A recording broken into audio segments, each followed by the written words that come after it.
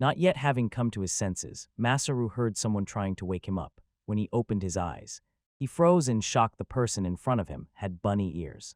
Surprised, he reached out and touched them. They were warm and fluffy. It was not a dream. The girl blushed, quickly pulled her ears back, and asked what he was thinking, and Masaru immediately apologized and asked why she wore those ears. The girl replied that they were not decorations, she was from the rabbit race.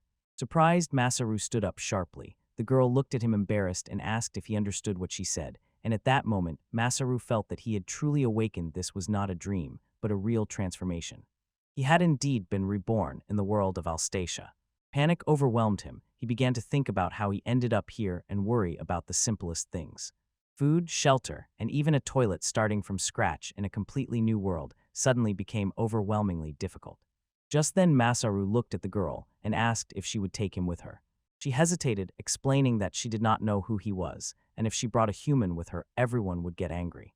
She admitted that humans deeply hated non-humans, and the village elders were especially cruel.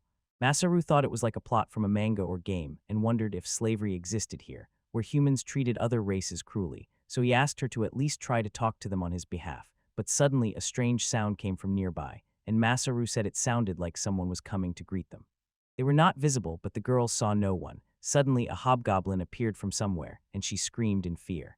She panicked, not understanding why it was here, and exclaimed that without adult help they could not defeat it. When the creature came closer, Masaru noticed a body covered in scars and wondered how dangerous it was. The girl warned that it was extremely strong and could have fallen behind its pack, so she asked him to hurry and run away with her. But Masaru pushed her back, shouted for her to run, and turned the hobgoblin's attention to himself. She hesitated, did not want to leave him alone. But Masaru firmly told her, if the monster was really that dangerous, she could not risk leading him back to her village where her friends and relatives lived. When she still did not move, Masaru shouted for her to go. When she finally ran away, he thought to himself that he had no idea what he was doing. But seeing that expression on her face, he could no longer just stand still. Masaru rushed forward, thinking how wonderful it would be to have at least some skill that could be used at such a moment. Then in despair, he grabbed a bottle of water and threw it at the hobgoblin. It seemed to have no effect, and the creature began laughing as it approached him, but suddenly. Finally, its paw slipped on the bottle, and it lost its balance. He crashed into the nearest stone and fell, defeated. At that very moment, a shining portal opened behind Masaru, and from there an angry voice asked, "Are you trying to preserve the accident site?" He hadn't even managed to answer when a sudden sharp slap hit his arm, and a female voice angrily exclaimed, "What do you think you're doing?" She complained that she had tried so hard to summon him in a human settlement, not in some wilderness, and what happened? Somehow he ended up far away and almost died from a goblin. Masaru froze in shock when he realized that the woman was the goddess Victinius.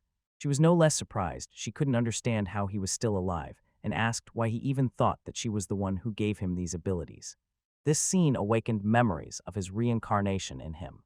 At that time, when he was confused by her words, Victinius calmed him down. "Don't worry, I'll explain everything." And she told him that some earthly god lost a bet to her. The price of that bet was Masaru's reincarnation into her world.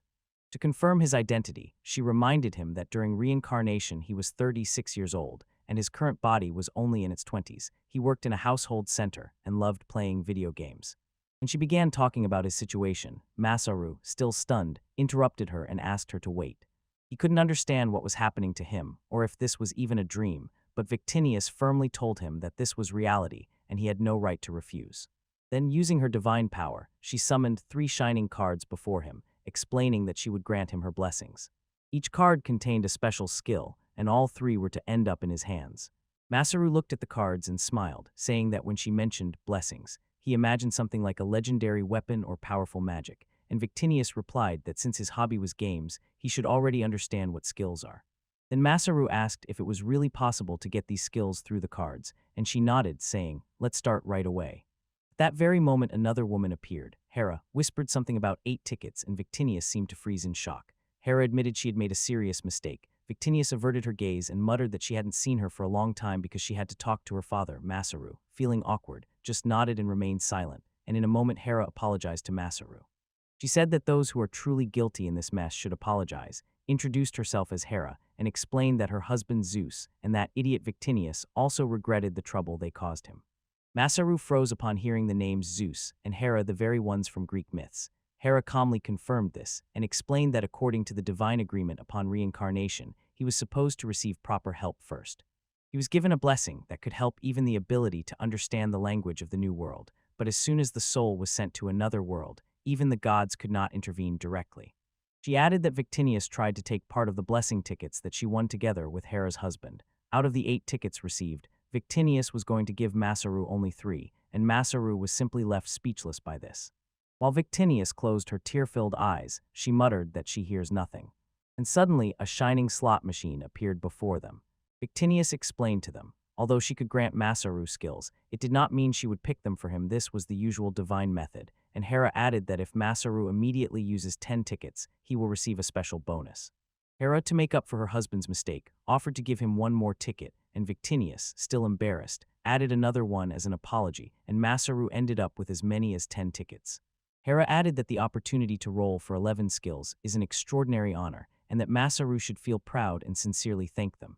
Masaru politely agreed. He activated the divine slot machine, and with trepidation spun the reels to draw 11 skills. Victinius, still with tears in her eyes, quietly wondered which abilities he would finally get.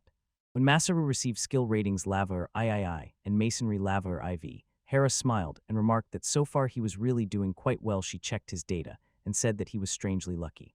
The process continued, giving him the opportunity to dissect 1 or 2 living creatures. Mining was already at the 3rd level, and working with leather was also at the 3rd. Victinius noticed that he had become so quiet, and Hera explained that Masaru in his previous life was a skilled craftsman working with both wood and stone. The next skills he mastered were making boxes for items, blacksmithing, and craftsmanship, crafting and healing magic. Both goddesses looked at him with distrust and said that his luck had almost brought them to tears because all the skills he had acquired were of low level. Masaru also gained the ability of maps, and Victinius simply froze in surprise. Hera tried to lighten the atmosphere and joked that for a person with carpentry experience, this was still not bad, but Masaru could not get rid of the thought, why were they suddenly sweating nervously? They quickly muttered that the award ceremony was over, and it was time to send him to the new world, and the scene returned to the present, where Victinius poked Masaru in the nose and scolded him for not listening. She explained that these blessing tickets were created by divine power and were extremely rare. Usually, they are made only when a god and a human have a child, and Masaru had as many as 10 of them, so if after all this he died, she would never forgive him. Masaru replied that she did not understand his situation, and he had no choice but to fight. Victinius sternly said that she meant to act more cautiously, and demanded to know what he was thinking when he said something like, "Preserve the crash site," reminding him that this was not Earth. If he did not kill his enemies, they would kill him first. If he wanted to survive, he would have to gather his willpower and fight without hesitation. She handed him the goblin's weapon and told him to use it. Masaru nodded and replied that he needed to see how it worked. Victinius explained that he only needed to think about his stats. Masaru asked her not to rush and focus to check his stats. When he did this, Victinius asked if he finally understood that this is a world where people become stronger by gaining experience points. She simply told him to consider the goblin incident a good lesson and that she would now transfer him to the nearest village. But Masaru quickly asked to Waithe, explained that he had met a girl there who would probably come back looking for him, and Victinius said in surprise that there could be no people in that area at all. Masaru explained that the girl he met was not human, had rabbit ears and belonged to the rabbit race. Victinius shuddered and insisted that she send him to the human village, but at that moment someone touched her from behind. Irritated Victinius shouted that she was busy, and when she turned around, she froze. It was Hera. Victinius immediately became nervous and told Jerry that they should not intervene right now. Hera calmly took her hand and asked if she wanted to say anything else. Victinius quickly said that Masaru is now in a completely different world and just has to live freely until he is pulled back again. In a few moments, representatives of the rabbit race appeared, and the girl who was there before quickly ran up to Masaru. She hugged him tightly, smiling with relief that he was safe. Masaru said he somehow got out of there alive. Several female guards with her thanked him for saving May and asked about the wandering goblin, whether it had escaped. Masaru shook his head and pointed to the spot nearby. Before them lay a fallen creature. They froze in amazement and asked how he managed to single-handedly topple the hobgoblin. Masaru quickly denied doing anything impressive, explaining that he simply dodged the goblin's attack, and it tripped and hit its head on a stone, and the group froze without words. Masaru did not know whether to believe him or not. Embarrassed, he asked if he could stay and live in their village. One of the guards said they could talk about it on the way, and another agreed and added that since he was in trouble, they would gladly take him in. And hearing this, Masaru felt a wave of relief and joy.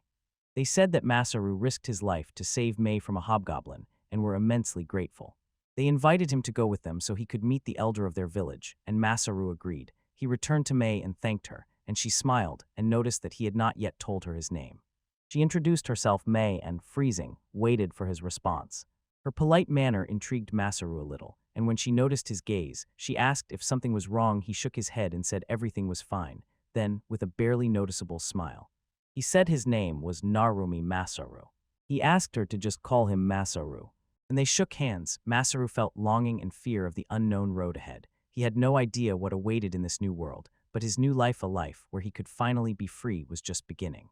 Masaru remembered his past. He was a 36-year-old man traveling from his native village, but on the way back, he was summoned by a goddess. Regardless of the circumstances, she decided everything for him, and his life in that new world was already decided forever. He knew nothing about it, but upon arrival, he received 11 skills, yet none of them were combat skills, and because of this, everything turned into real chaos. When he was first summoned, a goblin immediately attacked him. Having somehow survived, walking together with Mei and her people, he and the group reached the entrance of the rabbit village. The village where Masaru's skill in reading maps had brought them, Mei suddenly called their home. When Masaru entered, he immediately felt the villagers looking at him with curiosity. The guard told him that about 100 people lived here. Mei added that in the village, everyone helps each other to live their lives. She told him that he could consider them his family. Masaru thanked her. He noticed that the terraces of the houses were tied with ropes. The dwellings themselves were just tents propped up with stakes, and all this reminded him of the Yei period in Japan. He asked if this was a new settlement, and the guard replied that they had lived there for only about 2 years, so Masaru immediately understood. They were having a very hard time. Someone else asked if he could meet the chief right away. Masaru agreed. When he came to the chief's house, the chief said he did not believe the rumors, but seeing Masaru, he was convinced they were true. Masaru politely said that the chief could inform him if anything was needed. The villagers thanked him for the rescue, but Masaru replied that there was no need to thank him if he had stayed alone. He would have gotten lost, and the chief just reassured him. Don't worry. Since he risked his life to save Mei, he sincerely thanked and warmly welcomed Masaru to their village. Although he admitted it was a bit sudden, he still told Masaru to live in the same house as Mei. Masaru hesitated at first, but the chief explained that Mei's father was killed by a monster when she was very young, and now she lived with her mother, who needed help. Masaru thought it was normal, but worried whether Mei at that age would mind, however. But when he looked at her, she smiled and said that if it suited him, she did not object. Masaru gently stroked her head and sincerely thanked her for her kindness. The chief said that other matters could be discussed tomorrow and asked him to go rest. Masaru apologized and promised to do anything if he could help in any way. The chief reassured him, "Don't worry, do everything you can at your own pace." When Masaru was leaving, he could not stop thinking about everything that had happened. Suddenly, he remembered one of his skills and realized he could do something. He told the village head that if he did not mind, he could help make the whole village better. He was confident in this. Both the chief and everyone else were puzzled. Masaru said he could improve all the village systems and help in its development. The elder interrupted him, saying he did not think Masaru said this just out of ambition, but if suddenly someone who knows said they wanted to rebuild this place, it could cause unnecessary panic. Logic, he asked if Masaru understood what he meant. Masaru agreed, though admitted he was not very good at reading the atmosphere. He sincerely believed that life needed to be made safer for everyone because he knew, although he had noticed threats before, he had not acted quickly enough, and because of this, children and elderly people ended up in danger. Therefore, he said that a safe and stable life could be created in the village, and was ready to do everything in his power, because he thought that if everything was left as it was, he would only regret it later, and wanted to become someone who helps everyone. He recalled how at work he was scolded more than once, but it was these reproaches that taught him to feel when he was doing something wrong. Incorrect, he did not fully understand what he was capable of, but he wanted to do everything possible for the sake of the village, so he asked the elder for permission. He believed that even if his efforts caused disappointment or resistance, actions from the heart would eventually change something, and the elder, realizing that Masaru was recalling his experience working in his native village center, felt hope after these words. Then he inquired what Masato planned to do first. Masaru immediately replied that he would start right away. The elder thought that would be good and saw in his eyes a clear, unwavering determination, something he truly desired. Masaru agreed and said he only wanted to do the best for the village and would make every effort. After that, he thanked the elder and left. Masaru was digging in the forest, gathering resources, and kept thinking. First, he needed to check what skills he really had.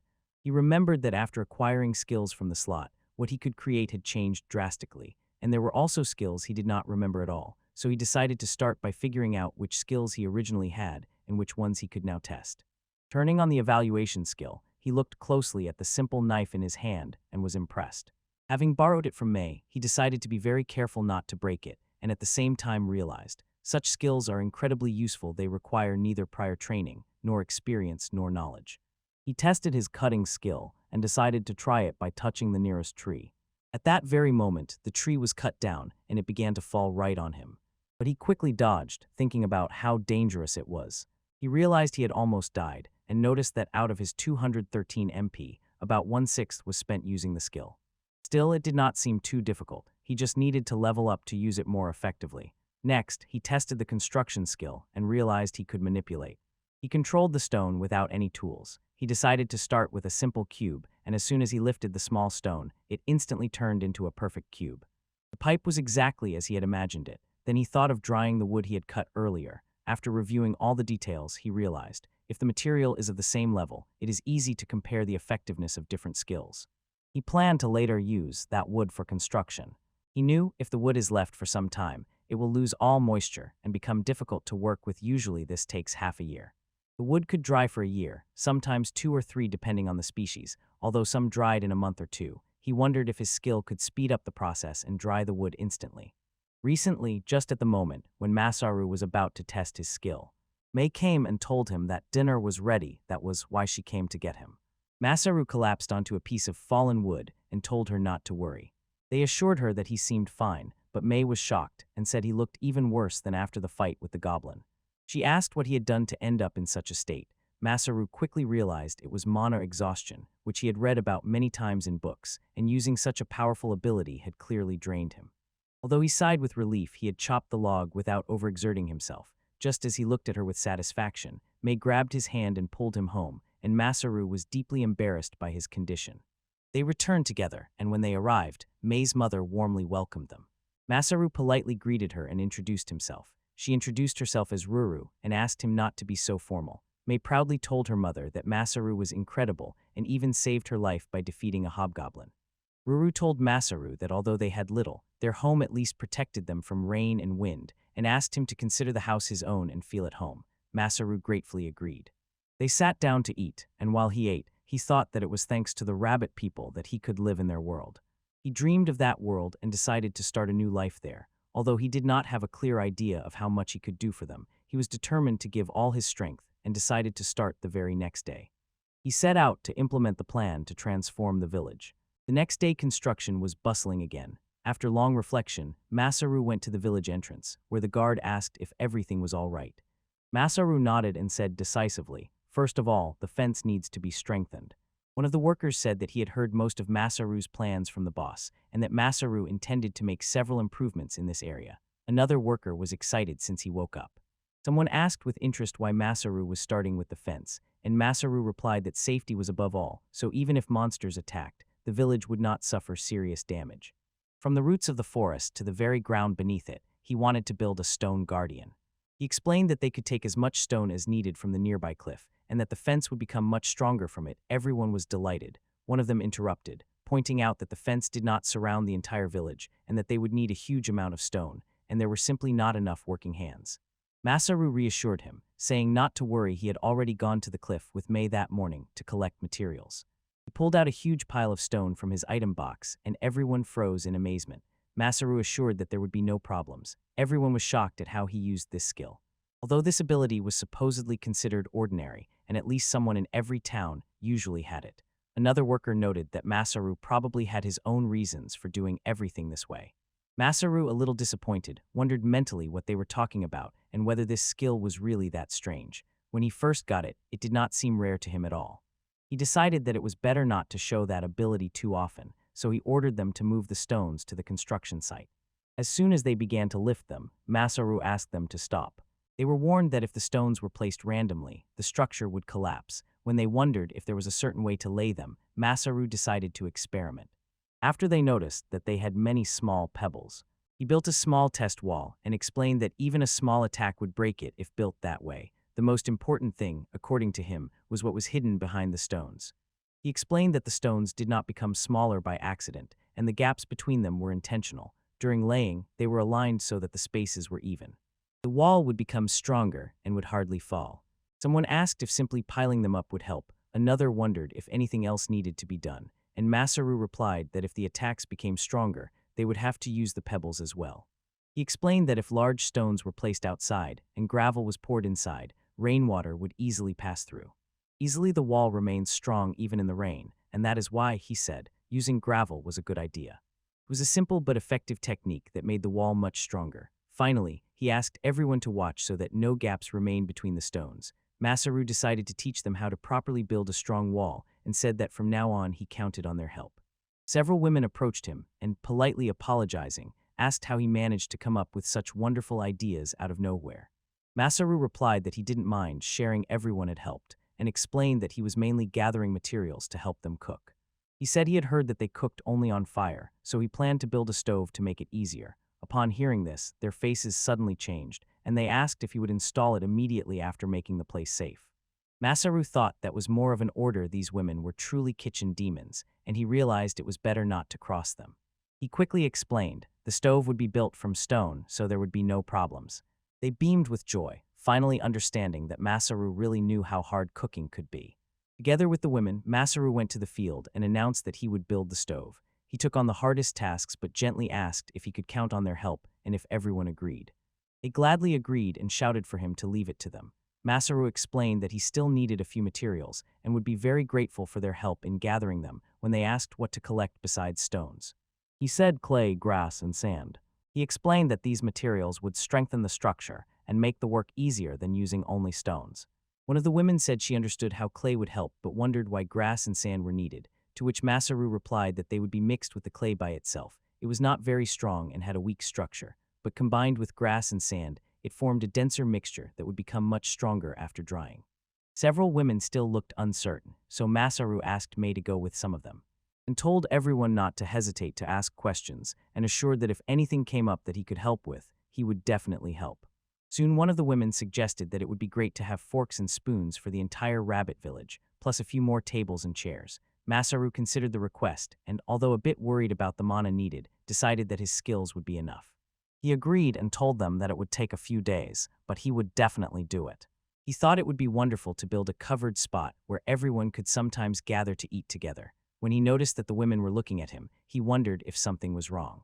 They shook their heads and someone remarked, "Masaru really knows a lot and is incredibly skilled at building it," impressed everyone.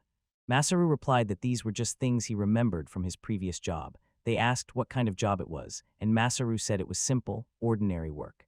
He worked as a regular employee at a rural home goods center. Finally, he told them that by doing many tasks together, he would need as much help as possible from everyone. Masaru also joined in to help lift stones, and everyone worked as he said. He even crafted several bows, forks, and spoons for everyone. The day slowly faded, night was falling, and they worked late. During dinner, Masaru ate with chopsticks, and Mei and the others watched him with curiosity, interested in the unfamiliar utensils. The next day, the work continued steadily. Masaru finally finished the wooden fence with a stone base and could not contain his joy seeing the result. Everyone shouted loudly and proudly celebrated what they had created with their own hands. By evening, the gathering place shone with readiness. Tables, chairs, and all the necessary utensils were already waiting for guests. One of the women approached Masaru and enthusiastically said that the stove was incredibly sturdy and extremely useful, and the covered meeting place looked wonderful. Masaru smiled and said that he was truly glad to see that everyone was fine. He noticed that almost everyone was using the chopsticks he had made himself, and he somewhat regretted that forks were now hardly used, and then the chief called Masaru. He sincerely thanked the one who had helped them so much and added that he wanted to say thank you personally. Mei approached and pressed Masaru to herself. They told him that he had done brilliantly and that the plan had succeeded 100%. Masaru was genuinely happy to hear this. Meanwhile, Hera and Victinias watched how everything unfolded on the huge screen, and Hera said that although they had done nothing, everything seemed to happen by itself. Then she added that what Victinias had done was actually unnecessary. Victinias simply replied, "Everything is fine, I was not wrong to act that way." Hira called her stubborn and reminded her that she had given Masaru 11 skills, so there was no need to worry more than him. She added that when Masaru acquired even more skills, technically he should not have existed. Victinia's aloud wondered if Hera had noticed this too. Hera nodded and said she had seen it in Zeus's house. Usually a person starts with only 1 or 2 skills she had. She admitted that she did not want to congratulate Masaru, but asked what to do with him, and suddenly Victinius declared that she hated how the world had been frozen for over 400 years, and as if nothing important had happened during all that time. That is why, if something is to change, they needed Masaru. He had to take on the role of the air detonator. Masaru sat with everyone, and they sincerely and deeply thanked him. They said that now they could live more safely, more peacefully than before, and all this was thanks to his efforts. Masaru felt that it really was not hard work at all, and thought that he still had plenty of plans. They were reinforcing the houses with wooden boards, and the elder joked that if this continued, their little village would soon become a town. Masaru laughed and muttered that he should build a toilet, but immediately fell silent. The topic was not very pleasant, though necessary. Even in the fantasy world, after a short pause, he apologized and asked if anyone knew anything about slimes nearby. Everyone froze and looked at him as if they did not believe he really meant those monsters. May quickly explained that those creatures could melt almost anything and were incredibly dangerous. The chief added that Masaru did not need to worry. The slimes lived under the cliff and could not climb up. Hearing this, Masaru smiled with relief, exactly what he wanted to hear. It was lucky that the slimes could not reach them, but now he was most worried about how to explain hygiene rules to everyone. He also wanted to prepare a proper base of sand or soil for sanitation and needed suitable materials. Cement, he thought, was probably not the best choice. He recalled once seeing a group of people who made it from gravel and sand from scratch, and suddenly an idea flashed through his mind. Is there an ocean nearby? He asked. His question stunned everyone. For a moment silence reigned. Masaru wondered if something was wrong, but after a pause someone finally answered, yes, there really is. There was only one, but all of the rabbit race had already fled from there. Her answer left Masaru confused. He did not understand why they would have to flee from the ocean. The chief said that their former home was in Masaru West, about 10 days' journey from here. They once lived in those lands, but people drove them away. Masaru froze in amazement. It turned out exactly as he suspected. Something like that really happened. Despite everything, the rabbit people still accepted him among themselves, a person like him, and he, feeling that he had spoiled the mood, apologized for his strange question. But deep down he still carried a sense of responsibility and stubbornly decided to make the plan better for everyone's sake. For this, he had to gather several necessary materials on the ocean shore. But they carried painful memories of that place, so he decided not to ask them for help. And I am going to go alone. His decision stunned everyone. The next day, when Masaru was about to set off, he tied May with ropes and said that he had already told her not to come. Masaru, amazed by her unwavering determination, froze. She began to cry and said she wanted to be with him, and Masaru fearfully asked if she really would leave her mother alone, especially since she still didn't know how to fight and at least had to defeat a goblin. May countered, "You are in the same situation," and reminded him that he had defeated only one goblin, and that only because they tripped themselves. Masaru heard this and felt terrible. Just then the elder came and told May to listen to Masaru. He said that she should not go with him because she would not be able to fight at all, reminded her that he always told her only to test her strength, and warned that if she went with Masaru, it could really kill her. May hesitated, and Masaru noted that the elder was, as always, the same, and added that he didn't even have to see him off. The chief replied that he had something for Masaru, and it was both a gift and a request. He handed him an item and asked him to put it on. When Masaru looked more closely, he realized it was armor. The chief then said that if Masaru accidentally met people from neighboring villages, he should tell them that the rabbit people live in safety. Masaru nodded and promised not to forget. The idea of investigating that place and uncovering the truth was already spinning in his head, and before leaving, he entrusted matters to them and asked not to get too excited about what he might bring back. He asked May to be a good girl and stay at home, although she cried when he left. Masaru traveled for 4 days and reached level 10. He found it amusing to see shells running along the shore, and thanks to his map-reading skills, he took the right path and reached his goal. When he finally saw the ocean, he felt joy, because it was another world. The journey was not easy. On the way, he was attacked by beasts more than once. He recalled how just yesterday bandits had attacked him. They were hunting a carriage. He drew his weapon to fight them and found that there were many of them. But he still managed to defeat them using goblin weapons. He considered them strangely weak and sincerely believed that bad people have no right to harm others. Yet he still used healing magic on them. After all, he could not bring himself to kill anyone. Someone after that he took from their belongings elixirs, herbs, and some weapons. In return, they managed to save their lives, and to him that seemed a fair exchange. Continuing to walk along the ocean, he suddenly caught a signal and realized that ahead was a coastal town, the very place where rabbit people once lived. Before entering, he decided to pretend to be an adventurer. He looked at the tall tower in the city and saw that it was empty, and the entrance was smashed by beasts. Entering the city, Masaru found many goblins lurking around and froze. He smiles thoughtfully. Do all those goblins not work overtime? And jokes to himself that if they did, they definitely wouldn't have let him go. When the goblins rushed at him, he clenched his teeth and prepared. He realized that these were the ones who always moved in groups. Although some were small, their numbers made them dangerous, so having no other choice, he drew the sword he took from the bandits and prepared for battle. Although he did not have powerful offensive magic or special attacks, he still wielded a sword, a skill he did not acquire through any slot.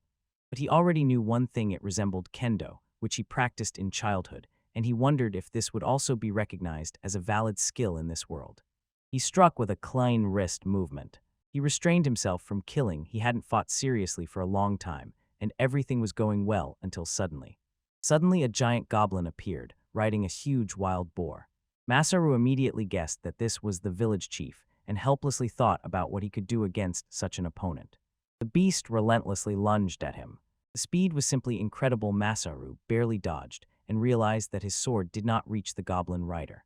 First, he would have to deal with the boar, but its speed was so insane that any mistake could cost him his hand. The whole clash was like a deadly car accident about to happen at any moment.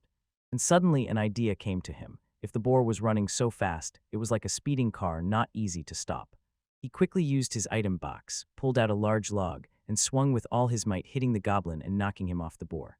As soon as the goblin leader fell to the ground, Masaru instantly rushed forward and finished him with a decisive blow. The strike, the other goblins froze in shock, then panicked and fled. Masaru wondered if they would call for reinforcements before he could move. Suddenly a hail of arrows rained from the sky, destroying the fleeing goblins.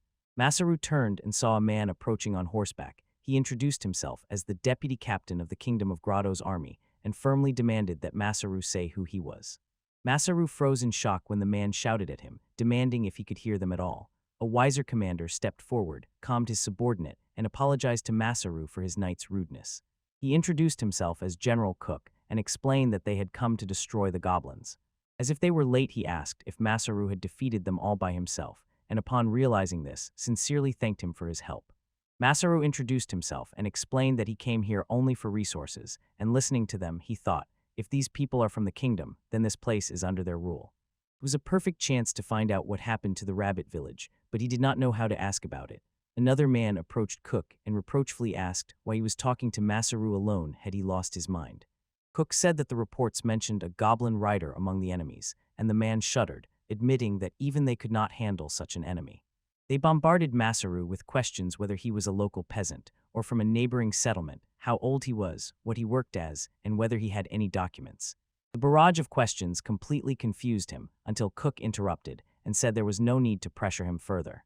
Then he noted that if Masaru had such incredible strength, maybe he should join the knights, and Masaru was stunned like a scene from a manga where the hero instantly gets a promotion.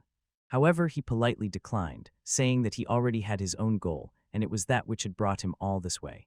Cook smiled and patted Masaru on the shoulder, saying that he truly had a steel will. He was not swayed by money, women, fame, or wealth, and added that he wanted his soldiers to look up to someone like him. Then Masaru looked around and asked where the peasants had gone. He saw no one around. Cook replied that they had probably hidden nearby and ordered one of his knights to go and bring them. Masaru declared that he would take care of the corpses and asked if the knights would help him. Intrigued, Cook asked what exactly he intended to do with them. Masaru explained that leaving the bodies as they were could attract monsters or wolves, and when they started to rot it could cause diseases. He suggested digging a pit, burning the bodies, and then properly burying their remains, and Cook nodded, interested in his explanation, ordering his knights to help collect the dead. As they got to work, Masaru was tormented by doubts. Do soldiers always have to follow such orders, and does their authority weaken when they act outside the kingdom? While he searched for a place to bury the goblins and found a free spot between two houses. Through the screen, Hera and Victinias watched, not believing their eyes. Victinias whispered that she did not understand at all what was happening, and suggested simply going to ask Masaru, but Hera ordered her to stay aside for now. They thought like this: although the goblins were weak, Masaru could not defeat so many of them, and all the more so overthrow that creature which the goblin rider led. No human in his place could do that. Hera decided to look into Masaru's dossier, and when she reviewed the documents, she froze in surprise. In the third year of high school, he was among the top 8 in kendo, and even took second place in the regional boxing competitions. For the summon one, he looked too ordinary, and Victinius noted that it was strange when Zeus gave him that body. It was not supposed to be like that. She wondered if something had gone wrong. Here is a pause for reflection. And she recalled that Masaru's body was indeed a bit strange when he was first summoned, but Victinius's words sounded somehow false, as if she was withholding something irritably. Hera shouted at Victinius, asking how she could remain so calm in such a dangerous situation. Victinius explained that in the worst case, Masaru himself could become a detonator, or something even worse might happen, but if Masaru is left as he is now, the whole world could end up destroyed. Soon people gathered and sincerely thanked the knights, breathing a sigh of relief. Finally, they could live here in peace again. Cook approached the chief Garv and with relief in his voice said how glad he was that everyone got out alive, and Garv replied that now they could return to their usual work and thanked the knights from the bottom of his heart. But Cook smiled and noted that gratitude was pleasant, but it was not the knights who defeated the goblins, it was Masaru himself. He then suggested, instead of concluding an official agreement with the knights, Garv should offer Masaru a reward for his efforts. Masaru, a little embarrassed, said he did not intend to refuse, but it was awkward for him to take anything. Cook insisted that Masaru did all the hard work, and it was thanks to him that there were no casualties. Then he turned to Garv and asked for his opinion. Garv agreed that Masaru really saved them, but sadly admitted the village was in ruins and there was nothing special to give them, so he suggested that Cook himself give something to Masaru. Masaru noticed that Garva's eyes were filling with tears, calmed him down. "Don't worry," he said, "I don't want money." Instead, he asked for several water jugs in a wooden box, and Cook, surprised by such a modest request, asked if something so simple would really be enough for him, to which Masaru nodded and explained that the jugs were needed to collect seawater and shells. Cook, not hiding his curiosity, asked why he needed such things if he came for resources. Masaru replied that he couldn't fully explain it, but it was necessary for building an earthen wall, and Cook then told Garva to give Masaru what he wanted.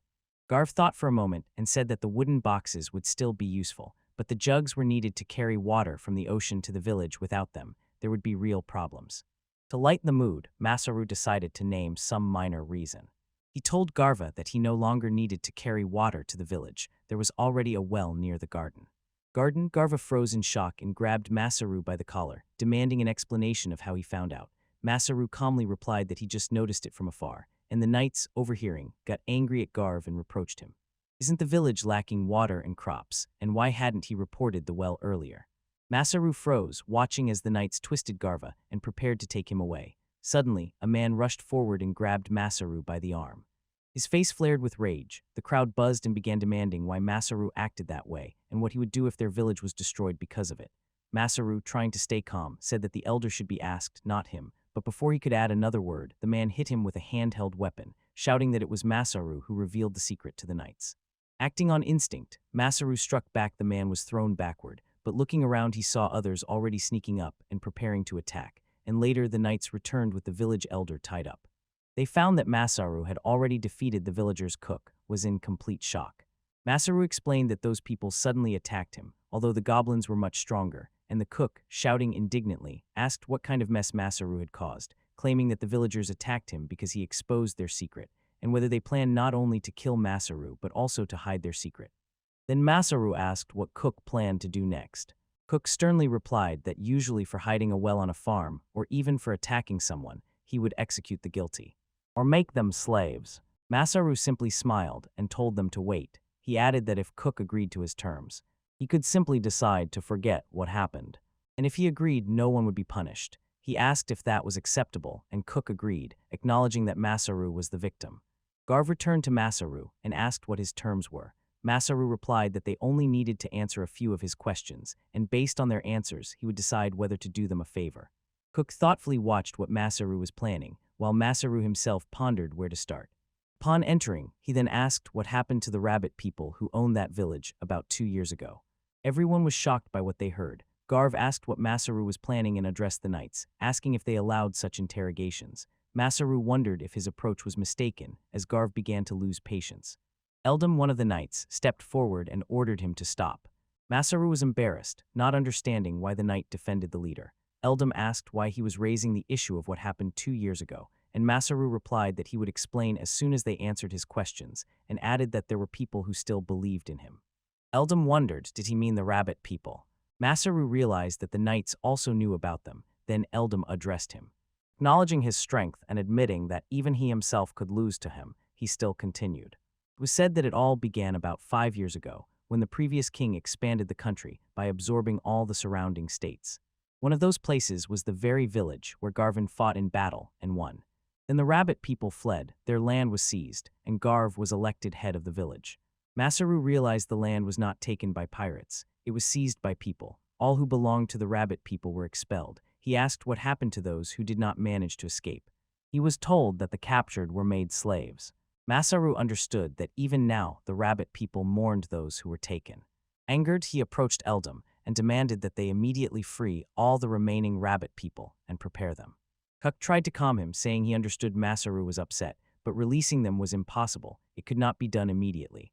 Masaru resolutely replied that then he would defeat them all, and Kuk could replace them and become a slave instead, to which Kuk refused, and firmly said that Masaru could not act so recklessly. Masaru raised his voice and shouted that if that was impossible, then Kuk was implying that it was possible to enslave innocent rabbit people. He asked if following the law meant they could do whatever they wanted, take anyone. They treated whoever they wanted like slaves. Kuk desperately tried to calm him, saying they could do nothing, the law did not allow it. But Masaru shouted fiercely, "Do not deceive me. They were murderous invaders and had no right to speak of justice." Everyone froze in stunned silence as Masaru turned and left. He apologized for raising his voice and said he would give them some time to think, let them decide for themselves what to do. When Masaru was about to leave, suddenly a portal opened and from there appeared Victinius. Strangely, she slapped him and demanded to know what he thought he was doing, grabbed his hand, and said she brought him here to save the world. She asked why he was yelling at people and causing fights, whether he would really destroy the country just to make her cry, and if he hated her that much. Masaru denied the accusations, saying that she brought him there without his consent, and because of that he never met the love of his life. May warned him not to do anything unnecessary and to calm down a bit, but Masaru refused. He insisted that those people would not attack him, and challenged her. Does she really think he can handle an entire army, May? May exclaimed that he could not. In a moment, Masaru asked her to wait. He stood there, completely not understanding what she meant and what was happening to his body. She answered simply and clearly. He could single-handedly fend off an entire army. Masaru learned about the spirit class from Victinius, although he himself knew little about it, and she explained. It means he is on the same level as creatures created by magic, and for her it was a true miracle. She added that running would barely tire him. He would be able to control magic much more easily, and his physical strength was much greater than it should be. Masaru broke down when he realized that perhaps he had already felt some of these changes in himself. Victinius continued, saying that Masaru was still at a low level. But as soon as he started to increase his magic, and the speed of its recovery, along with other indicators, also began to rise. She said that Masaru had made several actions without thinking through the situation and sincerely apologized. She told him that she disappeared only because of that. The next morning, Kuk came for a few nights to meet with Masaru. From their faces, Masaru understood. They agreed to release the madmen, and Kuk confirmed. The villagers hesitated a lot but still agreed. When Masaru spoke about releasing, he meant all the beastmen and asked Kuk if he knew that in other places they would not give in so easily. Masaru added, "For now, let's put aside the big cities, but at least we need to find out the situation with the beastmen in the neighboring villages, how many there are and what kinds." Kuk replied that all such details were already recorded in their city. Masaru agreed and said that after checking those records they would go there to meet those responsible. Kuk accepted the plan but looked uneasy, and Masaru wondered if something was wrong. Kuk explained that he just sighed with relief because Masaru was much less tense than before. He then asked if something had happened last night. Masaru hesitated for a moment, but then said he was simply glad the negotiations went well. Kuk did not understand and asked again what exactly he meant. Masaru replied that he thought, if the negotiations had failed, they would have had to solve everything with fists. The knights were shocked and begged him not to do anything like that. Kuk said they agreed to meet to avoid any conflict and asked Masaru to get into the carriage because they were heading to the city. On the way, Masaru could not help but wonder what kind of city it would be. The cook explained that this was the City of Knights. It served as a base for the coastal knights of the Kingdom of Greta. When they finally arrived, Masaru looked outside and said that, as befits a knight base, the city had many sturdy buildings. Cook wondered if that was a compliment and added that although it was not a fortress, it could still cause any attacker a lot of trouble after all. It was a city of knights, and Masaru thought so too. The city was much more developed than the fishing village, but there, it seemed, they did not know what sanitation was at Aleph that was considered normal. He would never want to live there. He smiled gently and said that maybe he could somehow help with the release of the beastmen. His gentle smile somehow softened the nightlight, but the feeling that something bad was about to happen did not disappear. Cook said they were heading to the assembly hall, but first his ID would be checked at the entrance gate since Masaru had a meeting with the chief. Such a check was necessary, so Cook asked him to keep his guild card with him. But upon hearing this, Masaru began to sweat nervously and then they went to the Adventurers Guild, where Cook got angry and demanded to know what Masaru meant when he said he didn't have a guild card, whether he was one of those lazy ones who didn't register properly, and reminded him that everyone knew. Registration had to be done immediately upon turning 12. Masaru was already sure that it was the end for him, but unexpectedly, he was saved by Captain Cook's misunderstanding. The woman behind the counter thanked Masaru for his patience and asked him to place his hand on the magical device in front of him. As soon as Masaru touched him, the instrument exploded with blinding light and instantly stunned him. Suddenly, it automatically started creating a card. The woman explained that guild cards are divine technology granted by the gods and strictly warned him, fraud and forgery are serious crimes punishable by law. She added that although personal details would remain hidden, the card would still show his name, guild registration information, and his criminal record. This information could only be used to identify him, and as long as the cardholder was alive, no one could access his personal details. Masaru realized with relief that his personal data was truly safe and finally received the guild card. At that moment, the man nearby noticed that it seemed Masaru had got her and asked to see the card, adding that to verify identity, all the main data indicated on it must be shown. Masaru suddenly thought, what if everything appears if you touch it? And indeed it was so. He thought that it resembled his status screen and that God himself had created it. Others remained in shock. He couldn't even utter a word. Masaru wondered, isn't it strange to have so many skills? He instantly hid it and apologized, saying he had made mistakes. Cook asked him not to pretend as if nothing had happened. Eldam asked Cook what those skills were and whether people usually have only one or two, and Cook, naming those titles, replied that he was seeing this for the first time. Masaru had as many as 5. Masaru shouted for them to just forget about it, adding that since they had already seen everything with their own eyes, that was enough to know he was neither a spy nor a criminal, so they should just let it go. Eldam said that no one would believe that anyway they could be called liars and punished. When the three fell silent for a moment, Cook sternly said that this was an urgent meeting, and they needed to decide what to write in the report, ordered Masaru to ensure his story was consistent, and Masaru agreed. In the meeting hall, a lady said that everything seemed to be in order, and that they had been waiting for Masaru, so it was time to move to the first meeting room. As they walked, Cook said that they had somehow gotten out, though it was scary, and Masaru replied that he suddenly felt very tired. On the way, Cook added that soon Masaru would meet with a city representative who also headed the Knights, and that usually such a meeting was not arranged quickly, but this time it was allowed because Masaru seemed interesting, so he advised him to be polite in his words. Then Cook knocked on the door, said he had brought the person he talked about, and Masaru was asked to enter. Where only a few people were sitting, and among them was the city ruler himself, Lancelot. He introduced himself. Masaru felt that Lancelot's aura was completely different from the other knights, and realized that the negotiations might not be as simple as he expected.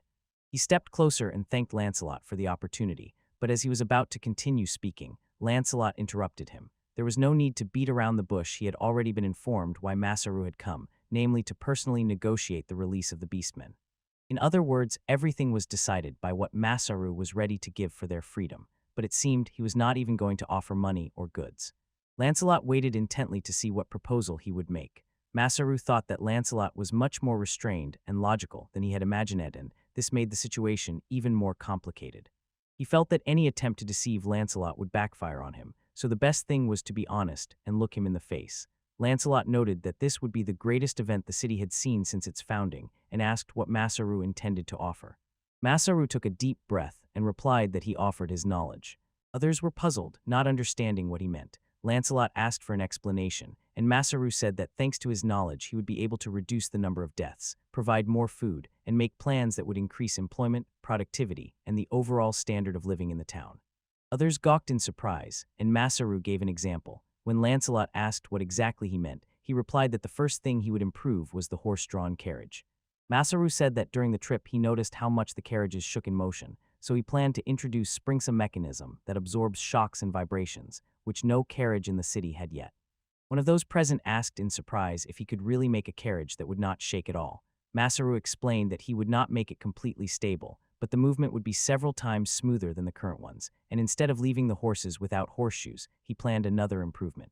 But before he could continue, the man standing behind Lancelot shouted, giving a signal. Lancelot told Masaru that he understood his proposal and that it was exactly what the city would need someday. He was confident that such knowledge, if it truly yielded results, could bring amazing changes. However, he admitted that he could not immediately trust Masaru and could not rely on something elusive. Masaru's proposal sounded convincing, but it was something only small towns or villages would accept without hesitation, so Lancelot said Masaru would have to stay in the city until he showed noticeable results, and Masaru wondered. Was Lancelot asking him to become a knight? Lancelot replied that Masaru had already declined that offer, and although it was a pity to lose a man of such strength, they accepted his decision. Lancelot clarified what exactly he meant. Until the results are shown, the beastmen will remain in custody. If no results appear, Masaru will have to wait until he succeeds or die trying.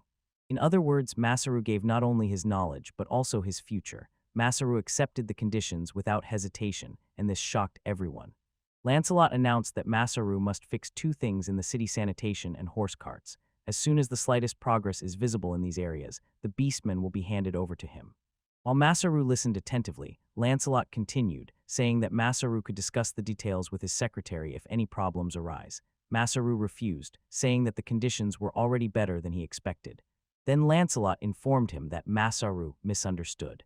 Agreeing, he effectively gave Lancelot a chance to destroy the beastmen who could rise up at any moment, and at the same time use Masaru's knowledge for Lancelot. This was an excellent deal. He also disdainfully regarded calling our invasion of the beastmen during the Plague a war, emphasizing his outrage at this idea. Masaru understood. The city leader was not a bad person at all.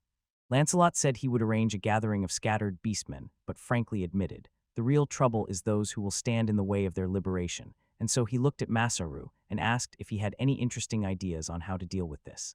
Masaru, with an icy devilish smile, replied that he did. Lancelot seemed genuinely pleased with this thought, and then Masaru asked, "Isn't this a city of knights, so why not settle everything with a duel?" He proposed to fight anyone who opposed the liberation of the beastmen, and the loser must accept the result and complain no more.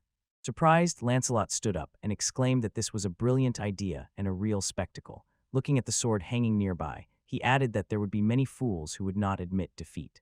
Then, grabbing the sword, he said that if the opponent turned out to be the strongest orc in the city, then whoever defeated him would have the right to free the beastmen, so everyone would be forced to accept the result. Masaru stepped back stunned and finally understood what Lancelot meant, who explained, "These people can only fight goblins and have never seen Masaru's true strength, so they challenged him to a duel." Masaru stopped in surprise, noticing that as soon as Lancelot raised the sword, a spark of excitement lit up in his eyes. It was clear that he lived for battle, so Masaru politely declined the duel, thinking that if the city leader were harmed, it would cause serious problems. Lancelot, smiling, asked if Masaru was implying that he would win. Taking this as a challenge, he decisively declared the duel settled and ordered the training ground to be prepared. The cook agreed to arrange everything. Masaru accepted and asked to be informed of the date and time. Returning to the main hall, Masaru said that although this might seem sudden, he wanted to start as soon as possible and inquired if there was a place where he could hold the sessions. He explained that he wanted to give everyone a lecture on hygiene. Lancelot asked if this was supposed to be a training session, and Masaru confirmed, saying he would teach why it is important to care about hygiene, which habits to avoid, and how to improve and maintain sanitary standards. The knights looked embarrassed, and Masaru explained that this was exactly why he wanted everyone to gather. One of them stood up and said he would bring his smartest subordinates, and the rest also began to stand. Masaru announced that those who do not come will have to make up the lecture later, and noticing that even some senior officials at the meeting hesitated, said that their absence would set a bad example for others. Lancelot smiled and stated that it seems Masaru has everything under control, so he leaves this matter in his hands, adding that if Masaru needs him, he is always nearby to entertain. But Masaru said that Lancelot would also come to the lecture. During the meeting with the knights, Masaru energetically began to explain that the biggest problem of the city is poor sanitation. He spoke about simple but important things: boiling water before drinking, thoroughly washing hands and clothes, and caring for overall cleanliness. Everyone looked irritated and not impressed at all for them. These were just minor tips. Masaru quickly realized that he was talking about such simple things that even a primary school student would understand, but the knights, surprisingly, could not grasp this at all. Lancelot admitted that he did not expect Masaru to be able to conduct the lecture so suddenly, and asked if he really believed that such practices could significantly change anything. Masaru replied that if people learned to care about cleanliness at home, mortality in the city would drop across all ages from infants to adults, and perhaps this would even completely stop the spread of diseases. Although he is not a doctor, he is willing to share what he knows. Irritated, Lancelot asked who Masaru was to speak so confidently about such things. He explained that the plague had not yet reached the kingdom's capital, but it was so dangerous that almost no one dared to study it. Any information was worth its weight in gold, and in his opinion, Lancelot's proposal seemed too one-sided. Embarrassed, Masaru listened as Lancelot explained they would support him in everything needed, but not unconditionally, and would lend their strength where they could, and Masaru thought that since their side would receive the most, such a deal was quite acceptable. Lancelot agreed and said that borrowing from others was not very professional anyway. Masaru then said that it would be rude to remain silent, and added that he really needed help. He asked to borrow the forge from the next day. He urgently needed to start improving the horse carriage because several experiments had formed in his mind. Lancelot agreed to arrange everything. They explained that the workshop itself was fine, but they lacked a skilled blacksmith. As a coastal base, most of their best craftsmen had long been lured away by the capital. When Masaru came to the workshop, he was shocked. Piles of unused materials were scattered everywhere. Everything was turning into a complete mess. Seeing this with his own eyes, he immediately shouted that anyone available would do and that he urgently needed people. He ordered that all materials be fully counted by the end of the day, sharply adding that the current state was unacceptable and it could barely be called a workshop. Lancelot, embarrassed, asked what exactly Masaru meant by inventory, and Masaru explained that it was a detailed list of all materials stored there with the type and quantity of each, to know exactly what resources they had. Lancelot added that he also wanted a record of broken items, material wear, or other anomalies, and then asked Masaru to pause cleaning for a moment, insisting that, since they were still a military organization, this place had to be at least somewhat orderly. This remark only angered Masaru. He exploded with irritation, shouting, demanding to know why nothing was organized here and why the workshop was all dusty. For him, who had worked in a home goods store, such negligence was unacceptable. He recalled how at the old place, they simultaneously kept tens of thousands of goods and tools, and one mistake in accounting could doom hours of fruitless searching. Returning to Lancelot, Masaru decisively said that he would take on this task himself and asked to send several people to help restore order. He loudly declared that he would show them what inventory management really means. As soon as the workers arrived, Masaru immediately began making notes and gave clear instructions, showing everyone how to properly sort, record, and neatly organize the materials. The next day, the workshop was completely transformed. Everything was neat, labeled, and arranged on the shelves. When Masaru examined the materials, he realized the copper was familiar to him, but most of the rest was completely foreign. Black steel and crimson ore, for example, were clearly some fantastic materials he had never encountered before, and puzzled, he approached one of the workers and asked if there weren't too many supplies here and how the city could afford such wastefulness at all. The man hesitated before admitting that even more was on the way, and shocked, Masaru listened as he explained.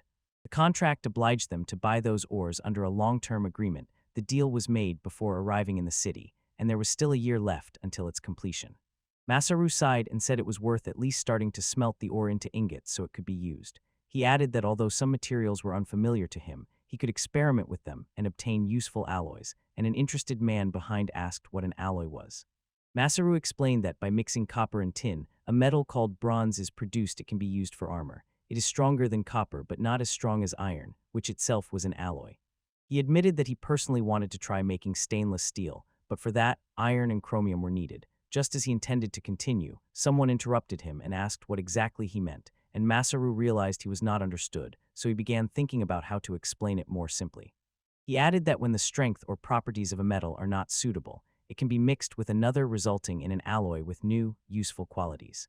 But if the work is done carelessly, the materials will simply be wasted. Having said this, he apologized and explained that he had to deal with the inventory paperwork. As soon as he left, it seemed that the place was finally cleaned up, so he decided to test his blacksmithing skill. Checking the process, he wondered, is it possible to create a sword with just imagination? He thought it might depend on the level of his skills, but if so, it really felt like a cheating ability. It seemed the skills granted by the Talon were truly special. Now it remained only to find out how precise he could become. He put several materials together, focused, and from afar shaped them with his power into something resembling a brick. When he realized that mastering this technique would allow him to create anything, he excitedly took on smaller items. After a few hours he looked at the knife and thought. Taking it apart, he thought about the parts hidden in the handle. He wondered if he had enough skill to disassemble it into parts, wouldn't he be able to just make the same one? He couldn't resist, he began melting and forging iron. People outside watched with admiration as he worked. He darkened the room and plunged the glowing metal into water, quenching it. The rapid cooling greatly increased its hardness and strength, and the result reflected all the experience he had gained in school practical lessons on making agricultural tools. Masaru expanded the blade he was working on, and when Lancelot came, he jumped up with excitement seeing that Masaru was really forging a weapon. Masaru, looking at him in surprise, asked how long he had been there. Lancelot replied that he had been there since lunch and they had already sorted out the things in the backpack, so he decided to sharpen the sword while he was nearby. But what impressed him the most was the blade that Masaru forged. Masaru replied that he could make a better blade than that. Lancelot drew his sword and asked Masaru to strike it several times, saying that lately it cut worse, no matter how much it was sharpened. Examining the blade, Masaru thought it was just a piece of metal hammered into the shape of a blade, and said he could fix it a little, asked for the sword for some time, and Lancelot, full of hope, handed it over. Although he could not get rid of his curiosity about the objects on the table nearby, Masaru said he would show what they were for tomorrow, and asked Lancelot to come and see. He also added that he had come across something and wanted to discuss it with him. Lancelot became increasingly interested, and Masaru, full of excitement, said that he was about to start the next part and that Lancelot could go wherever he wanted. When Lancelot was leaving, he could not get rid of the thought that Masaru was an uncompromising person with a strong will. By evening, Masaru was still working. He had already created several things. He wondered why he felt so much joy making others happy and being useful to them. Deep down, he realized that he truly loved crafting. The next day, he wanted to take his creations to the city and teach everyone how to use them, and give a few more lectures on hygiene, but for now, he just wanted to create a little more.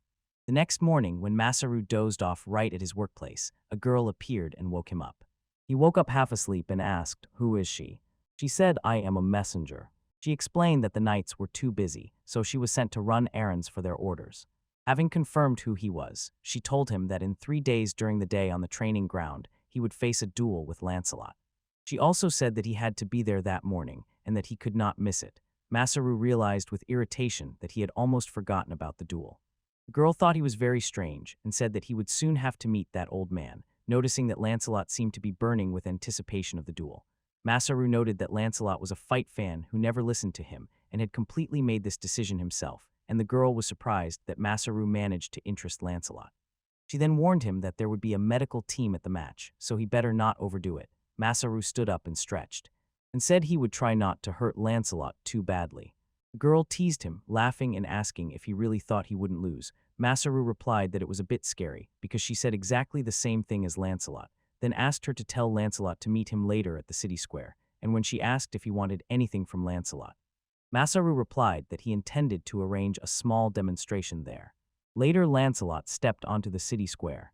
He wondered where Masaru was. At that moment, Masaru was in a well with several knights and was installing a pipe. When he finished, he asked them to pull him out. Cook explained that Masaru had climbed into the well to install some device. When Masaru climbed out, he saw that Lancelot had arrived just in time. Lancelot noted that these were the same parts of the mechanism he had seen last night. Masaru confirmed this and explained that the device was supposed to pump water, so he suggested starting immediately. Thank you for watching. He asked everyone to gather around and announced that he was going to demonstrate a new tool that would greatly ease water drawing. He explained that it was very simple, you just had to be careful, then pointed to a woman and asked her to help with the demonstration. She approached cautiously, hesitating whether she could really do anything. Masaru assured her that it did not matter whether she was a woman or a man, even a child could handle it. He asked her to pour some water into the pump hole and then to rock the lever up and down again and again.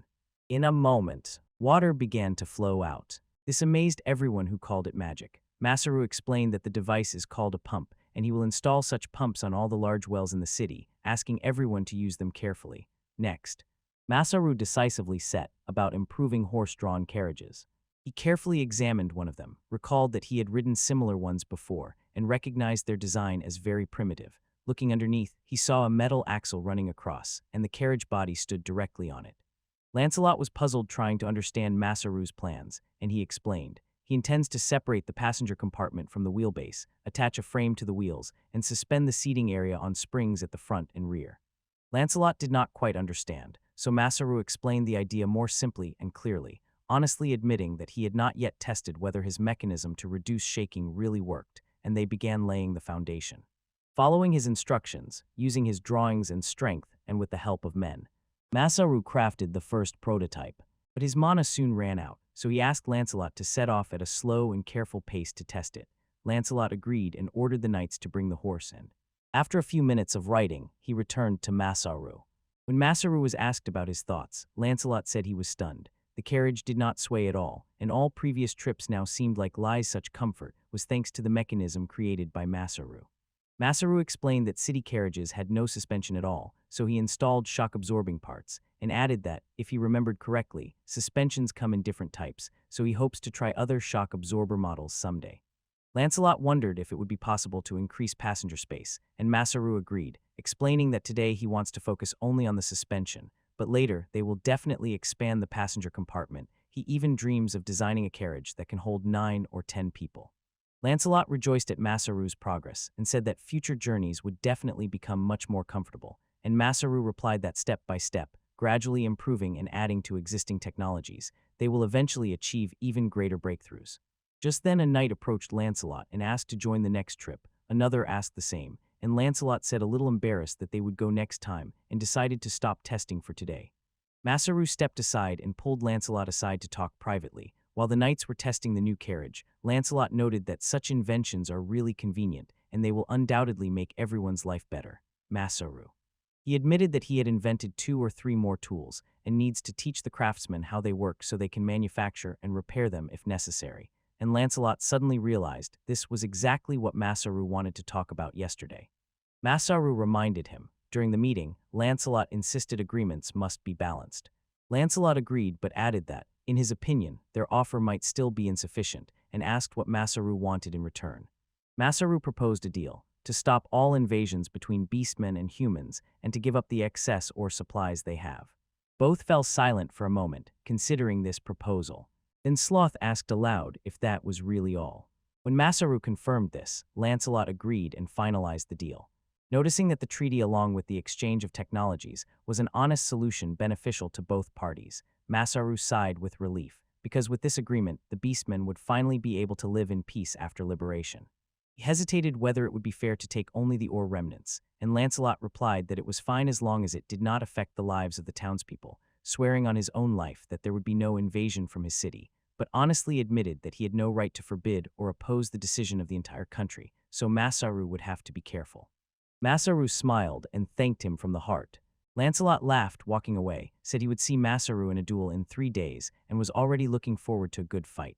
Masaru stood stunned but deeply grateful.